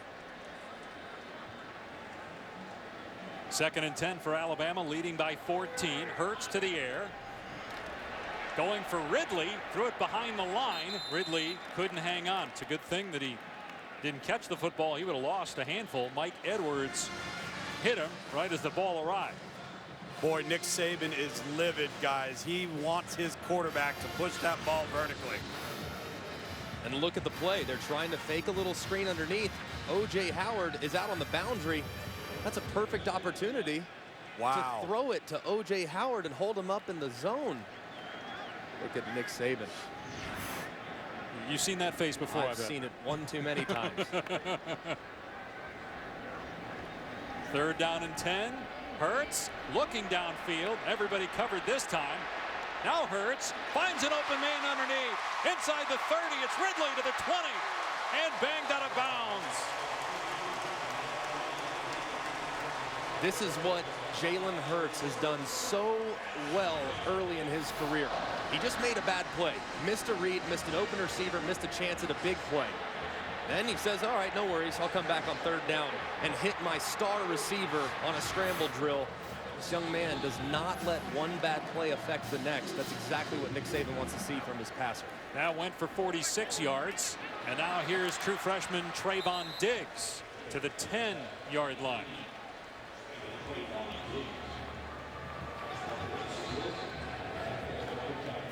Luke still not running the ball a whole lot is Alabama. Thought they might here in the second half and try to tire out this Kentucky defense a little bit. A lot of white jerseys in that box, though. This might be a concerted effort on Kentucky's part to say, we're not going to allow you to run it. You got 9-10 guys in there. Right now, they fake the pitch. Hurts rolling out to the end zone. Ridley, money, touchdown, Alabama. Beautifully executed by the Tide.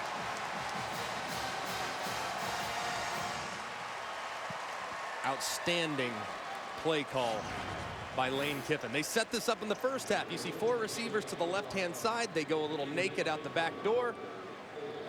It's going to be very tough to cover Calvin Ridley one-on-one for this Kentucky secondary. Outstanding job by the offensive coordinator for the Crimson Tide. Ridley over 100 receiving yards now, and it's 24-3 Bama. Ridley was the superstar freshman a year ago. His quarterback is a superstar now.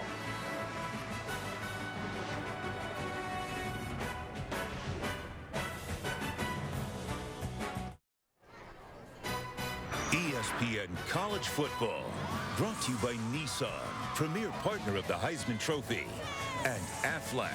In just one day, we process, approve, and pay. One-day pay, only from Aflac. Homecoming weekend here in Tuscaloosa.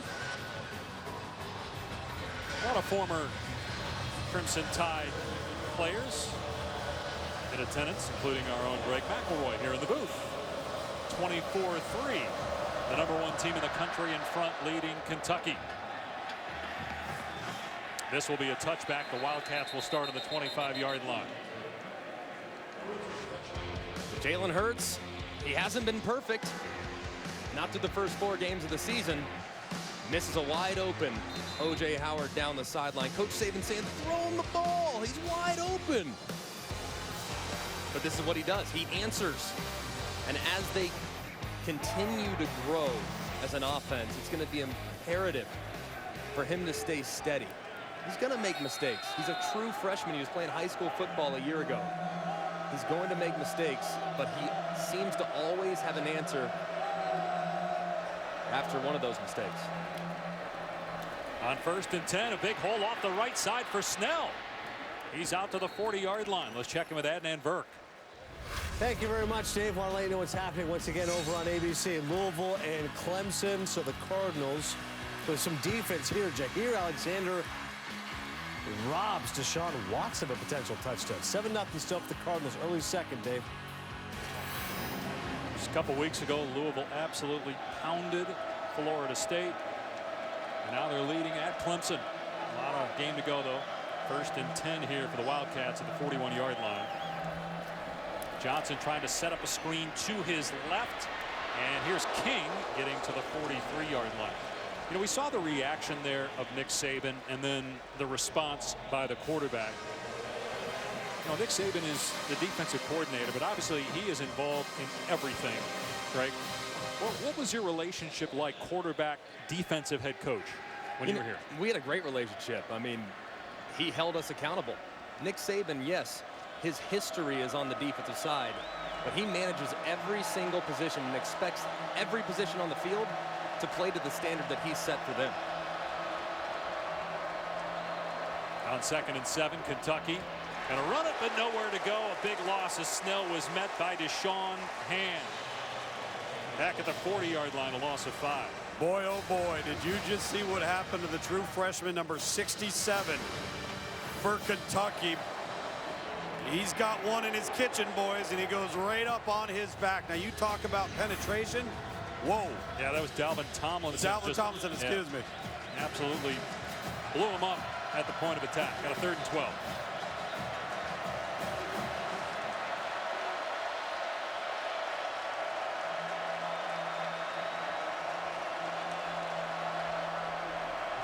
Johnson in the pocket and almost intercepted. Diving attempt by Fitzpatrick, couldn't come up with it. It's 4th down. Watching this Alabama defense, Ludes, it seems like they get better and better and better as the game goes on. That's a real, obviously, credit to the defensive coordinator, Jeremy Pruitt, making adjustments as the game goes on, but they're so deep that they can just rotate fresh players in whenever one of their guys might get a little tired. You know, it's amazing. You lose one of the best in Kirby Smart, but you go out and hire another guy's very good in Jeremy Pruitt. And you just saw kind of what you were talking about. Nick Saban gets in there and does a little teaching, even though Jeremy Pruitt is the primary coach there. Offense, number 56, 5-yard penalty, still 4th down. And that goes back to what you said about Saban being involved in every aspect when he feels he needs to step in and teach. But Jeremy Pruitt, very good defensive coordinator that was at Georgia last year. McKinnis punting to Xavier Marks. Not a good kick, but it takes a Kentucky bounce down to the 23. Take a look at this week's college football rankings brought to you by Allstate. The AP Top 10. Man, did Washington put one on Stanford last night.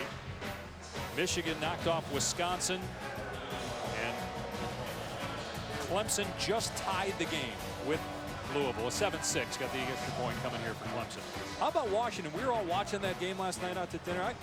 We did the Stanford-Washington game last year, and it looked like a mismatch the other way. I mean, this was a blowout last night. It was impressive. I mean, that's a young team that's playing for the Washington Huskies, but I thought they might be a year away. It appears as though they've arrived early because the amount in which they dominated the game. I mean, physically manhandled a very proud football team was so impressive.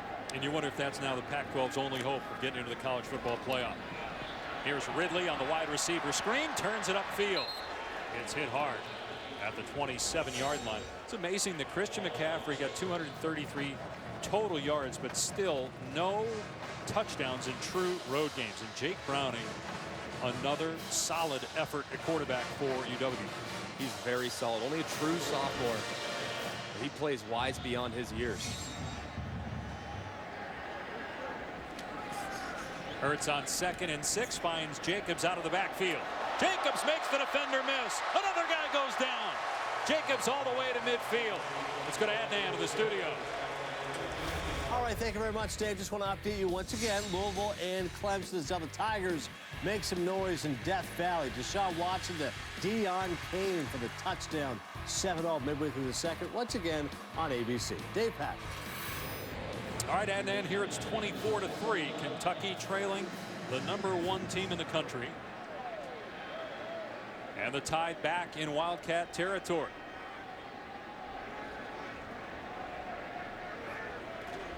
Here's a little pitch to Ridley that goes down as a completion. And Ridley brought down after a minimal gain. You can see Lane Kiffin making a concerted effort to get Calvin Ridley the football here in the second half. If I'm not mistaken, that's already his 4th or 5th catch. And it's obviously very early in the second half. He hasn't been quite as dynamic this year compared to where he left off last year. Part of that has to do with the true freshman quarterback and being a little inconsistent throwing the football down the field. Alabama going to run it here. Jacobs dragging a defender who has him at the ankle, picks up 3.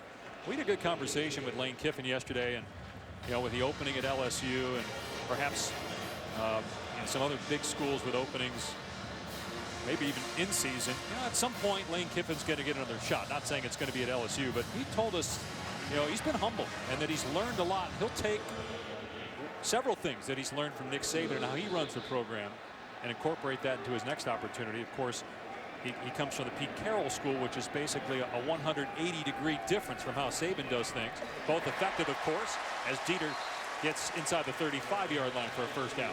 And Lane Kiffin said the biggest thing he's learned from Nick Saban is he is the same guy every single day. Doesn't matter who the opponent is, how the team played, win, lose. Nick Saban, you know exactly what you're going to get. That consistent approach is a big reason why Alabama, over the last decade, has been remarkably consistent across the top of college football. There are a lot of people that didn't think the marriage would work between Saban and Kiffin. Their third year together, obviously won the national championship. Kiffin got chewed out by Nick Saban a couple games ago, but that's happened to everybody, as you pointed out. Here's Hurts for the 25, coming up just short of the first down marker.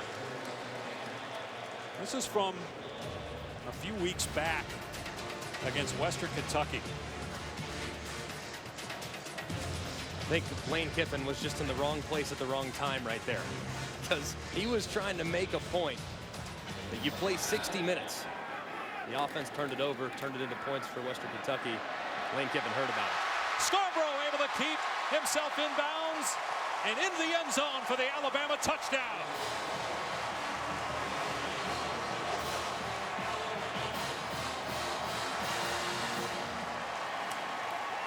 May have stepped out of bounds.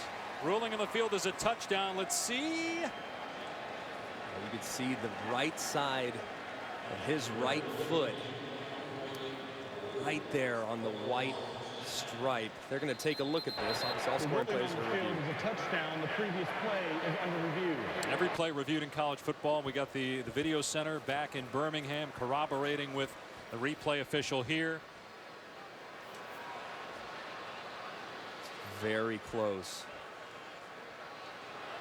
Has to be indisputable video evidence to overturn it. And boy, again, it looks like he's out, but can you tell for sure? Is the heel down there with the left foot?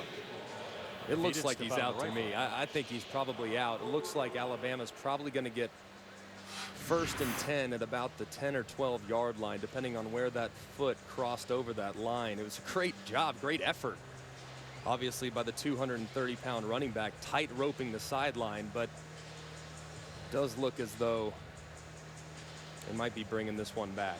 Greg, you talked about how Lane Kiffin has learned from Nick Saban about just attention to detail and being the same every week. I mean, when you walk through the facility, even on your way to the facility at Alabama, you see how much attention to detail there is. We saw Nick Saban's car parked facing the facility, and then when we left practice, it was turned around in the same parking spot facing the other way, so that it would take a few seconds less for Saban to actually leave the parking lot. It might take 3 more seconds, but that's 3 more seconds he could be doing something to allow the team to win. That's the way he thinks. Every single I is dotted and T is crossed when it comes to putting this team on the field every Saturday.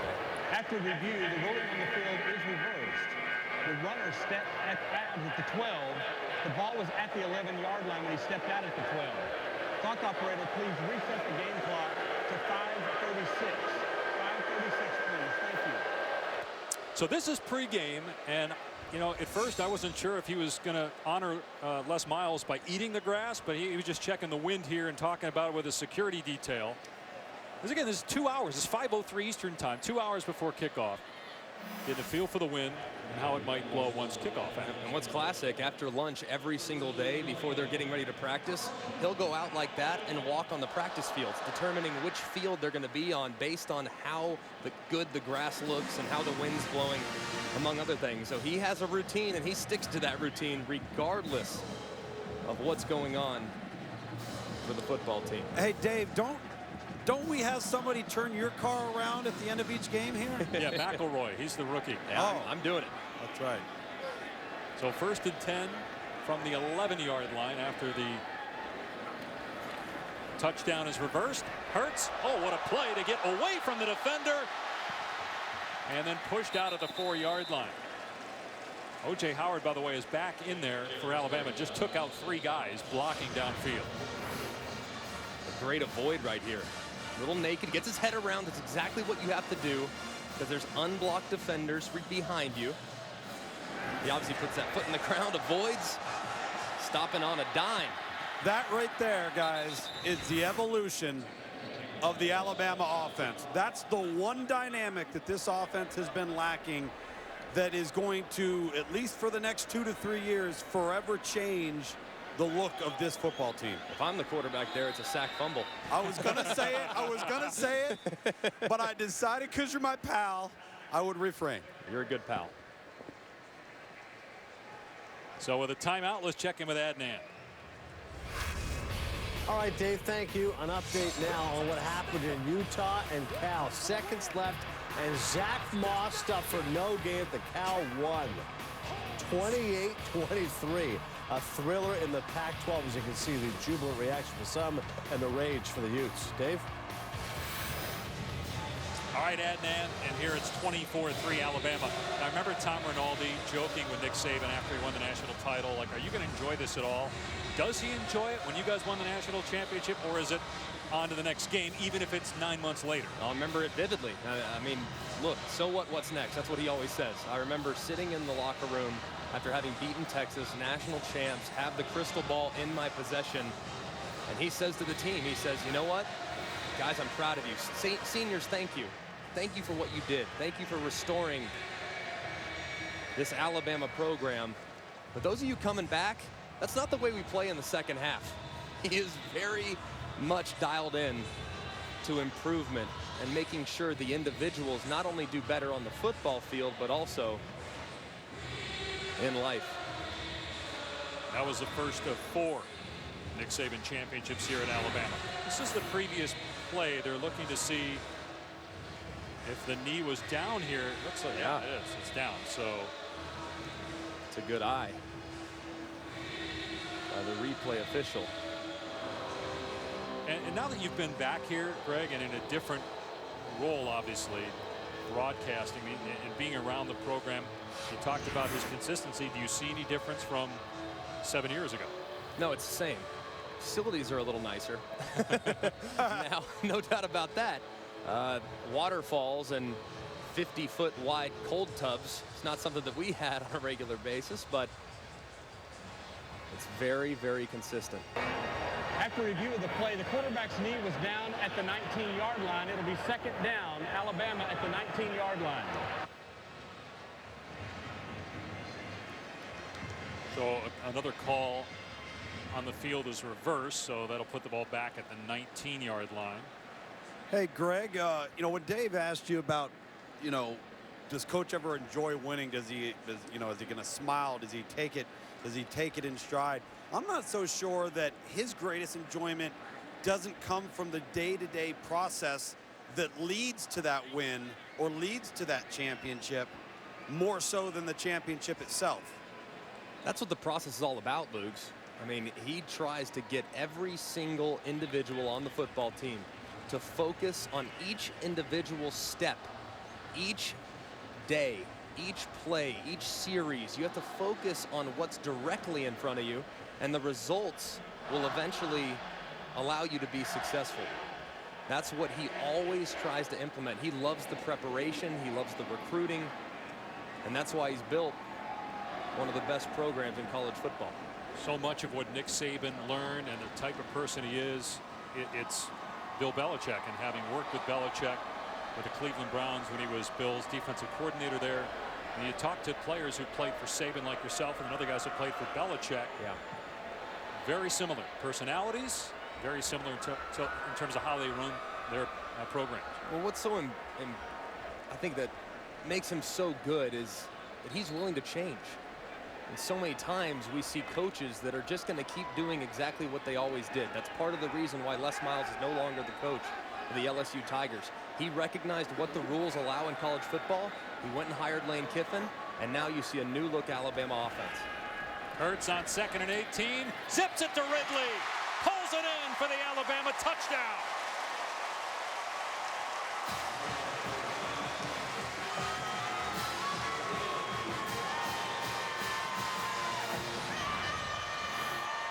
What a great throw right here.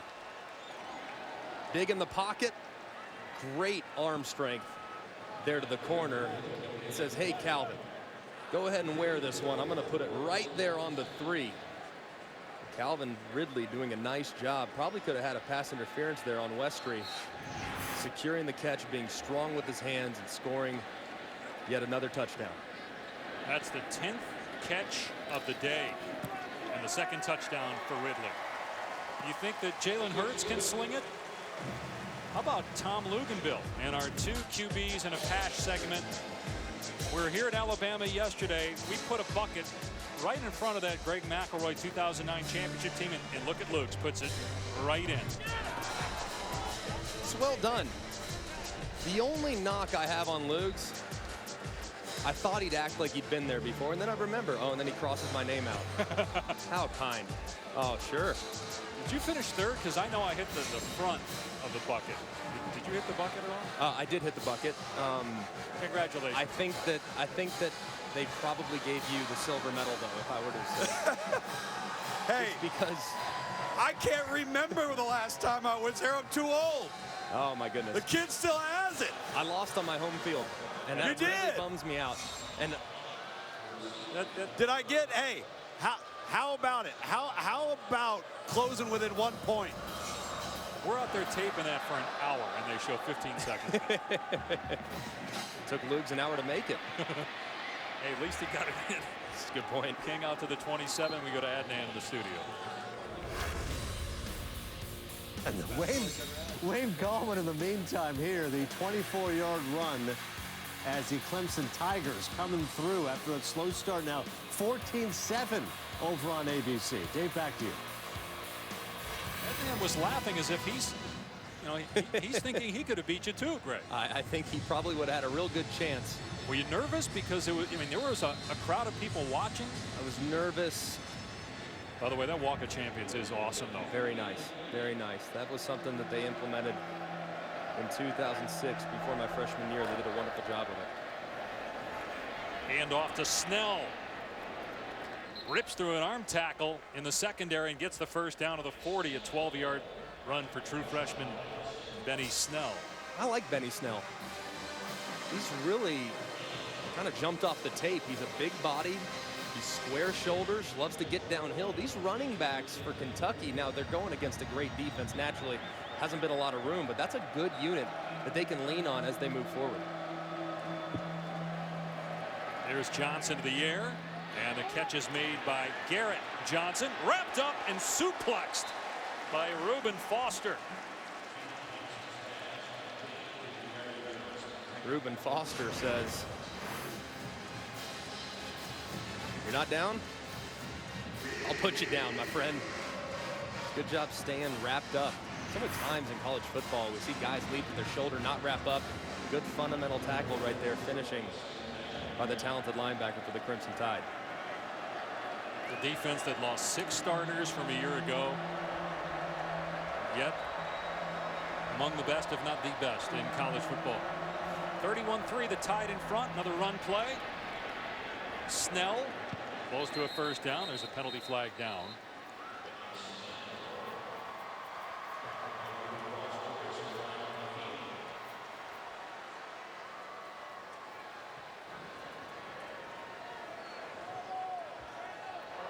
Holding. Offense. Number 71. 10-yard penalty from the previous spot. Remains second down. You know, guys, this was a tall order for Mark Stoops, obviously coming in. Plus, your left tackle, Cole Mosier, is out again. So you got a true freshman at left tackle. Your best receiver, Dorian Baker, has barely played this year. You got a backup quarterback. Yet we're continuing to see progress by Mark Stoops in this Kentucky program. You hope that they stick with Stoops after this year. I know there's been a lot of discussion, but clearly they're headed in the right direction. And where that direction leads, we don't know, because you're in the SEC. It's obviously hard to compete. But they're much better than where they were when he took over. There is no doubt about that. Johnson on 2nd and 16, sacked by Williams. Ball is out and recovered by Kentucky as Conrad falls on it. Tim Williams, who did not play in the first half, perhaps suspended, made the sack. Said, if I'm only going to play 30 minutes, I'm going to make sure you know I'm on the football field. Good job swimming underneath. We've seen him use multiple pass rushing techniques. Speed to power, pure speed. That time, a little dip and rip underneath. Forces the fumble and an impossible 3rd and 32 for Kentucky.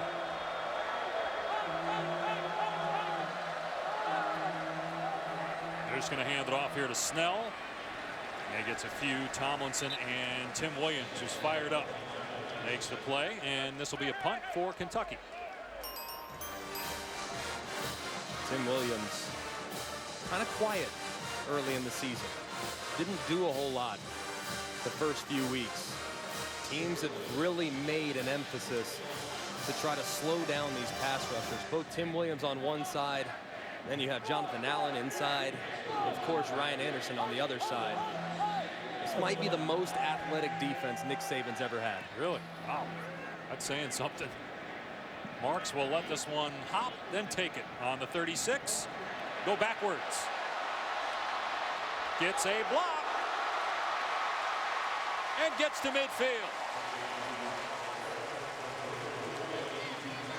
Stream every college football game live on the ESPN app and on Watch ESPN. Download the app or visit watchespn.com today. Great way to check out the top 10 throwdowns. Louisville Clemson going on over on ABC. Washington thumped Stanford last night. Michigan knocked off Wisconsin earlier today. 14-7 the Wolverines won. Did you see they had a formation where they had 10 guys lined up in the I? Now obviously they shifted. You had too many guys in the backfield if you snapped the ball. But Jim Harbaugh, not sure what he was doing there, but I had never seen that before. First top 10 win for Michigan since 2008. I think there's plenty more to come for Jim Harbaugh. They're very physical. They're great on defense. And they beat a very good football team today in Wisconsin. Now Wisconsin crushed Michigan State last week. Hurts going for Ridley, and the pass is on target inside the 10-yard line. A beautiful throw by Jalen Hurts. Great throw. Eyes to the left, holding that free safety. He knows he's got one-on-one on the outside.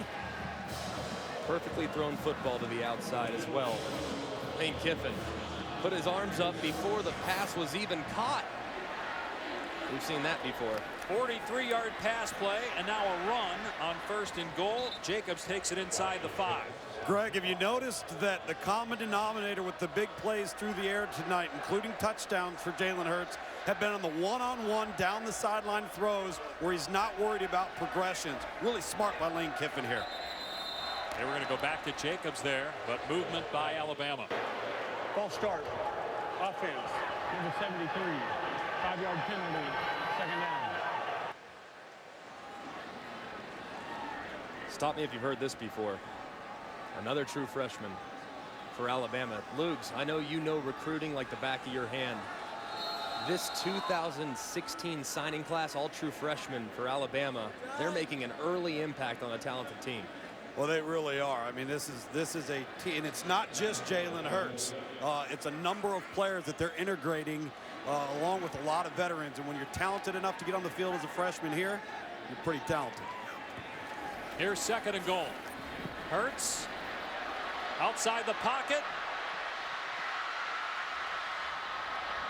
Out of bounds after maybe a 1-yard pickup. Mike Edwards over there, and that ends the 3rd quarter. In Tuscaloosa, 31-3, Alabama. Hurts has thrown for 260 yards in this game. A couple of touchdowns to Calvin Ridley. It's all tied in Tuscaloosa.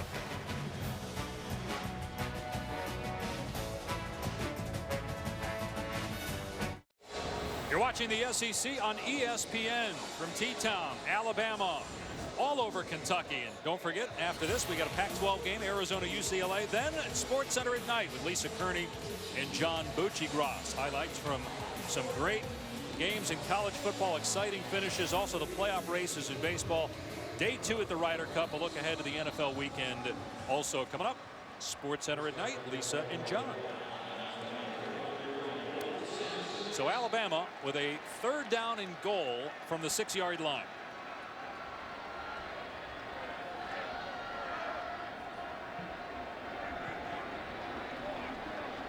True freshman quarterback Jalen Hurts going to throw it here. Fires end zone, and Ridley could not come up with it. Mike Edwards defending. I think Ridley just dropped that ball, though. He did, but this was a tough catch. Ball was thrown a little low, but in great location. I'm not sure Calvin Ridley was able to see it. You could see the angle at it right there. I think the ball was on him so quickly, he couldn't get his hands up and prepare to make the play, even though he says, hey, it's on me. When you have a true freshman quarterback, you got to reel it in, especially when your feet are in the end zone. So Adam Griffith on for a short attempt, 24 yards. He missed a 35-yarder earlier. But bangs this one home to make it 34-3. 34 straight points for Alabama.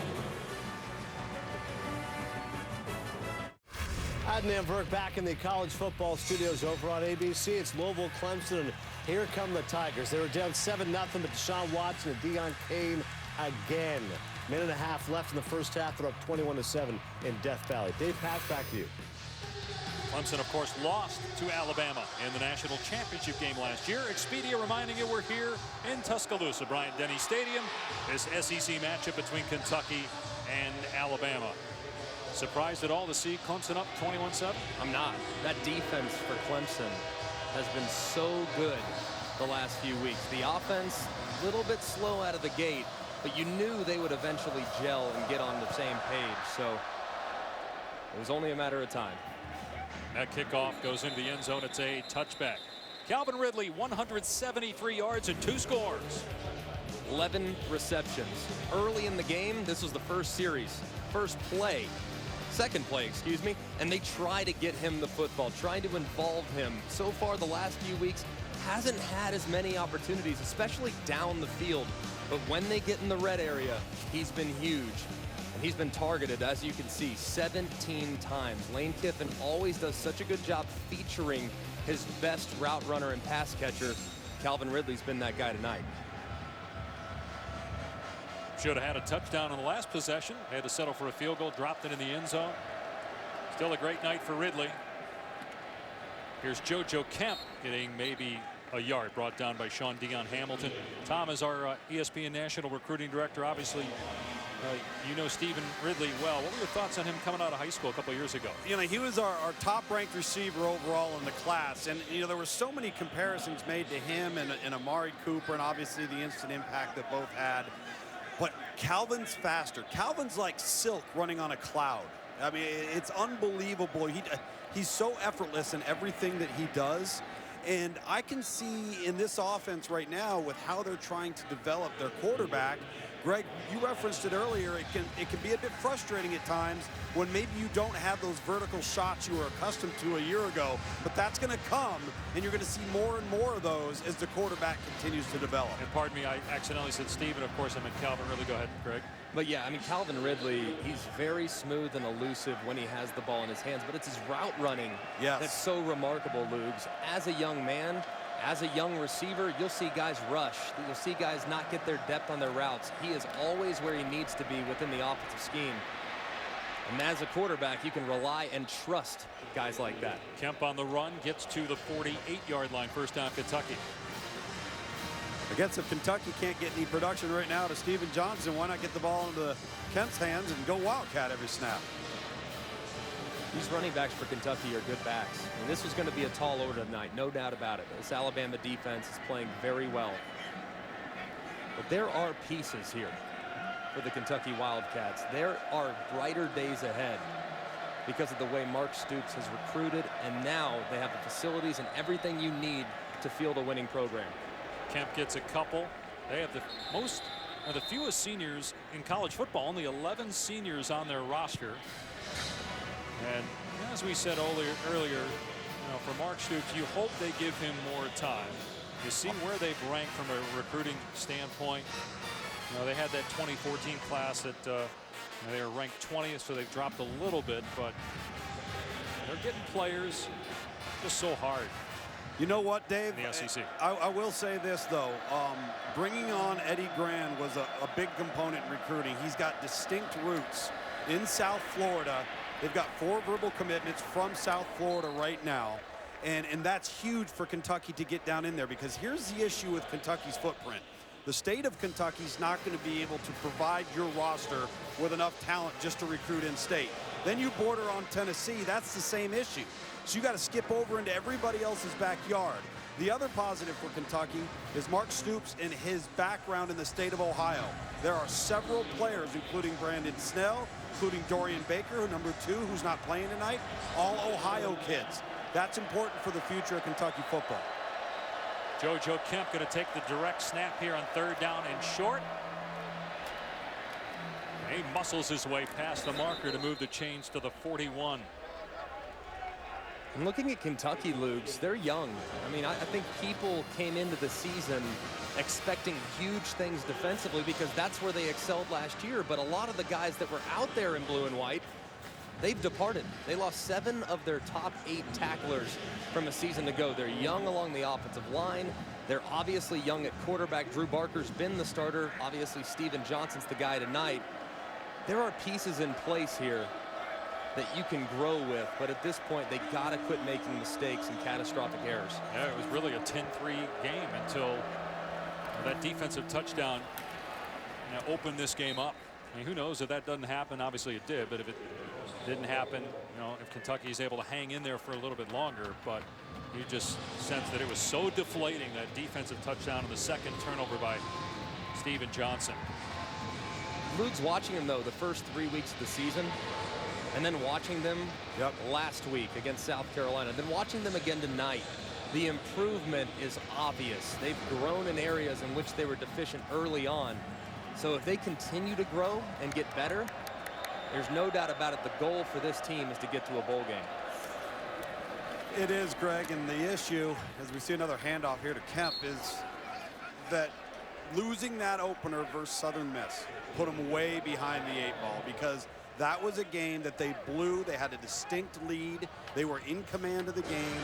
And right now they're in a position where every single play, the margin of error for them is so minimal that they can't afford to blow opportunities in front of them. And you're right, this is a tall order tonight, but there are going to be other opportunities in close matchups where they have to make the right decisions. And they did that a week ago against South Carolina. They're going to have to find ways to do it again going forward. Hey, the East is not as good as the West. Florida struggled today, hung on to beat Vanderbilt. Tennessee looks like the class of the SEC East, although the last 2 games against Florida and Georgia have not been easy for the Vols. Nick Saban is irate right now because Alabama had too many guys on the field. Substitution defense, 12 in the formation. 5-yard penalty, 3rd down. As you said, it doesn't matter the score, the time of day. The opponent, his reaction is the same when you make a mental error like that. And the players know it. And the players, he talks about 60 minutes. Doesn't matter what the score is. Could be up by a little, down by a little, up by a lot, down by a lot. Doesn't matter. You play to your standard.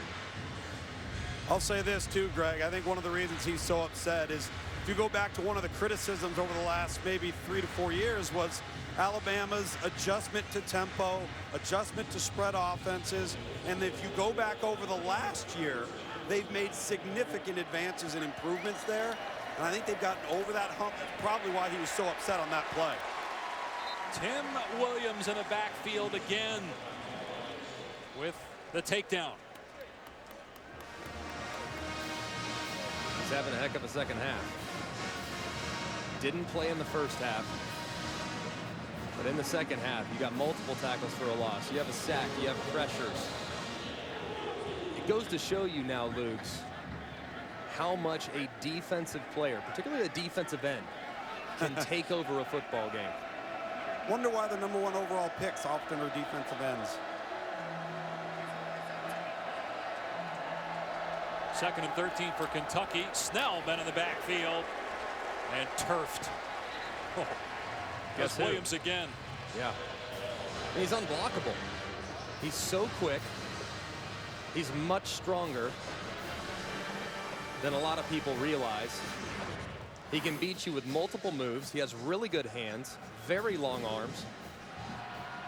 And you see right here, I mean, just fighting right through the right tackle. Safo Ajayi had no chance. As a result, once again, Kentucky looking at 3rd and long. And look out here, 56, bottom of your screen. They throw it to the other side. It's caught by King and tripped up at the 25-yard line, so he won't get the first down. Kentucky would imagine would go for it here on 4th down. You know what's amazing about Tim Williams, guys? And you know, we always think about Alabama going out and signing ready-made guys, instant impact type guys. Tim Williams was 200 pounds, soaking wet with rocks in his pockets coming out of high school. And this is what he has developed into, one of the most fierce pass rushers in all of college football. Now he looks like Khalil Mack of the Raiders. Pass is caught by Johnson, picking up the first down. So Steven Johnson, that'll give him some confidence as they move the sticks there through the air. And you can see right there, lowering that right shoulder, almost gets a hit on the quarterback. Good job by Steven Johnson staying in there on 4th down and delivering a strike for a first down. Possessions like this for a team, they give you a lot of confidence as you move forward. Momentum builders, not necessarily for this game, but for next week's game and some of the weeks to come. King swallowed in the backfield. Another tackle for a loss. That's 10 for Alabama in the game tonight. Jonathan Allen was there for the Crimson Tide. Again, Alabama's schedule coming up. They've got their next 2 on the road, at Arkansas, at Tennessee, then they're home to Texas A&M. Now think about this. It's only happened one time that Alabama has won 3 straight games against ranked teams. And we assume, looking at the schedules coming up, that all 3 of those teams will be ranked when Alabama plays them. Snell ready for the direct snap here for Kentucky. Pickup of 2. And of course, the Iron Bowl, that'll be here at LSU November 5th. So you got 4 difficult games in a row. It looked like a rejuvenated LSU team tonight over Missouri. These next 3 games, at Arkansas, at Tennessee, and then Texas A&M at home, I think is the most difficult stretch that they'll have. Then they get a bye week, and then of course they go on the road to Baton Rouge. But the depth of this team will be tested over the next 3 weeks. Fortunately for them, they're about as deep as they come in college football. Here's 3rd down and 7. Johnson hit, and the pass is incomplete. This will be the 14th time that they've had 3 in a row against ranked teams, and only once have they been able, in 1999 was the last time, they've been able to win all 3 games against ranked teams in consecutive weeks, as Johnson got absolutely lit up. Whoa, guys. Rashaan Evans was there for Alabama, along with Deshaun Hand. That is not a sandwich that you like to see if you're a quarterback. That requires a note from your mother to play there. Right, no doubt. Maybe a new chin strap too. Kentucky is playing for some points here, knowing they have no shot to win the game, and field goal is good for Austin McGinnis. 34-6 Alabama.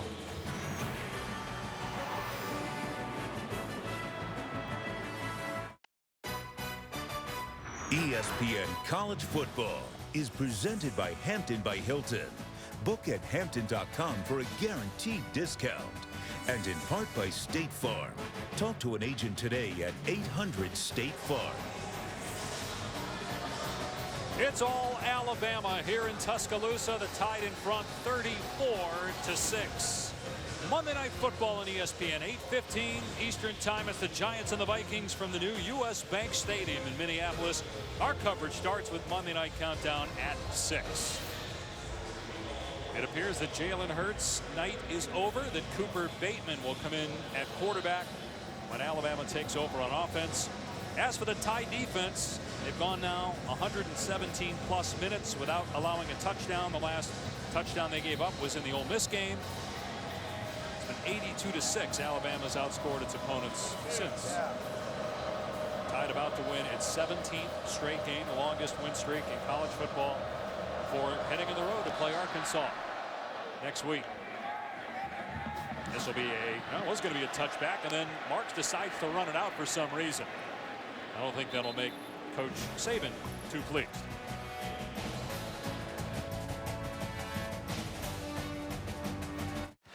Celebrating its 12th year sponsoring the Good Hands Field Goal Nets, Allstate makes contributions to participating universities' general scholarship funds for each field goal and extra point kicked.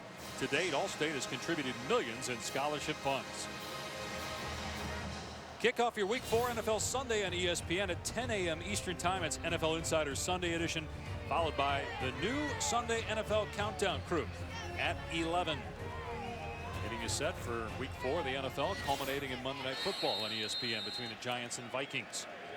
Cooper Bateman is in at quarterback, the 34th appearance he's made in his collegiate career. A junior from Utah, started one game a year ago.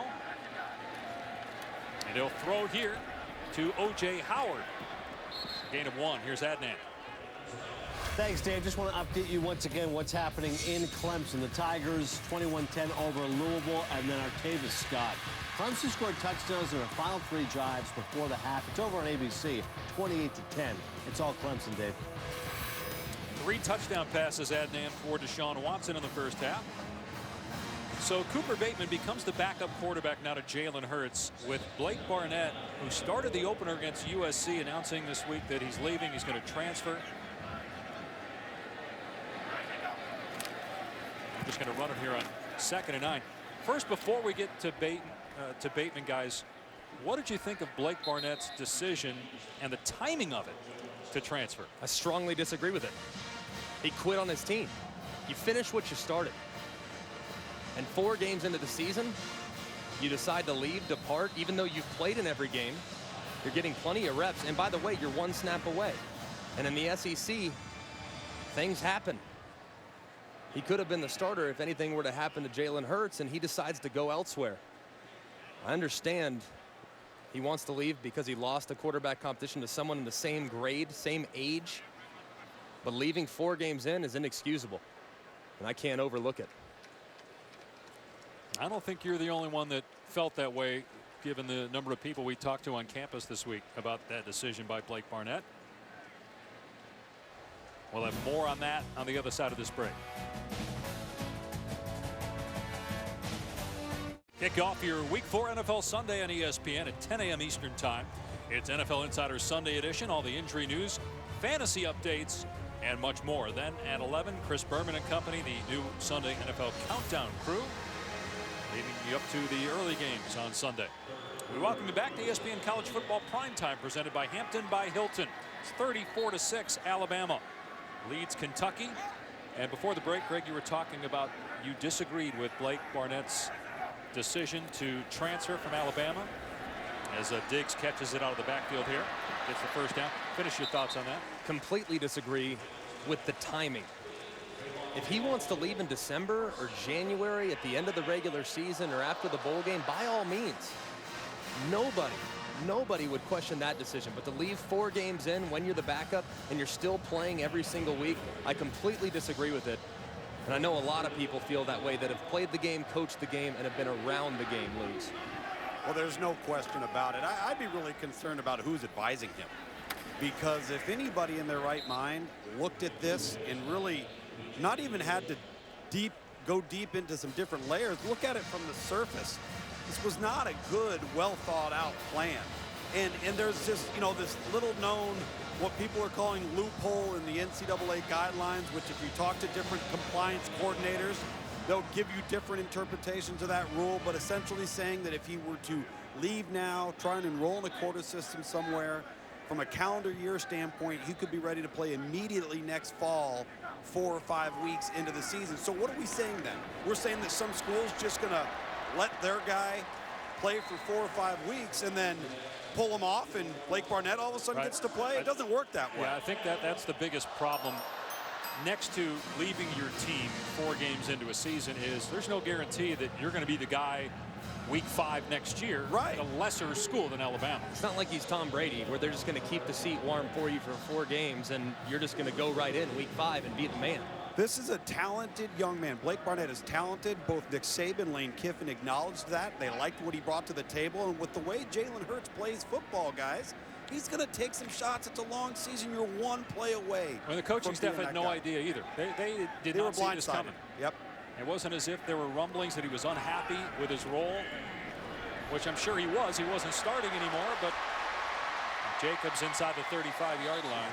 But then there's some guys that are going to say, well, you know, there are plenty of other players do it at the end of the year, and there are coaches that do it at the end of the season. So why, since he has the freedom to make that decision, what does it matter? He's not playing anyway. But that's the operative language. End of the season. That's the biggest difference. If he did this in December, by all means, I'd applaud him. I'd say absolutely. You know what? Go somewhere. Go earn a job elsewhere. You're a fantastic player. You have a great future. Still firmly believe those things. But the timing, doing it at the end of September and not alerting your coaches as to whether or not you're unhappy or if you're doing it at all, I disagree with the way he handled it.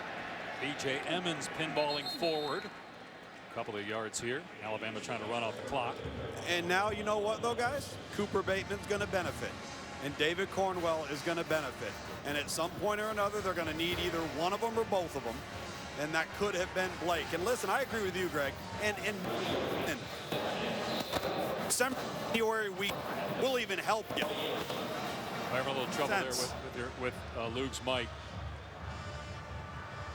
I'm with both of you too. Look, it clearly sends the wrong message across the board in college football that you're able to do this mid-season and then go no problem play somewhere else 5 games into the next year.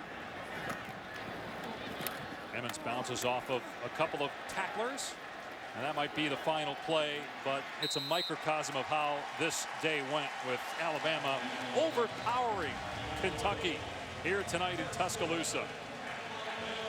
Bama will start 5-0 for the 8th time since 2008. It's 15 straight wins against the SEC East for Alabama, and overall their FBS leading 17th consecutive win. Next up, back-to-back road games at Arkansas, at Tennessee, before returning home to Tuscaloosa on the 22nd to play Texas A&M.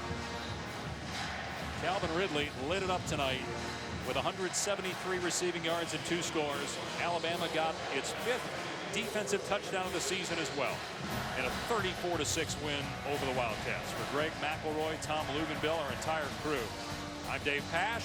Coming up next, it's college football scoreboard. So long from Tuscaloosa. Alabama 34, Kentucky 6.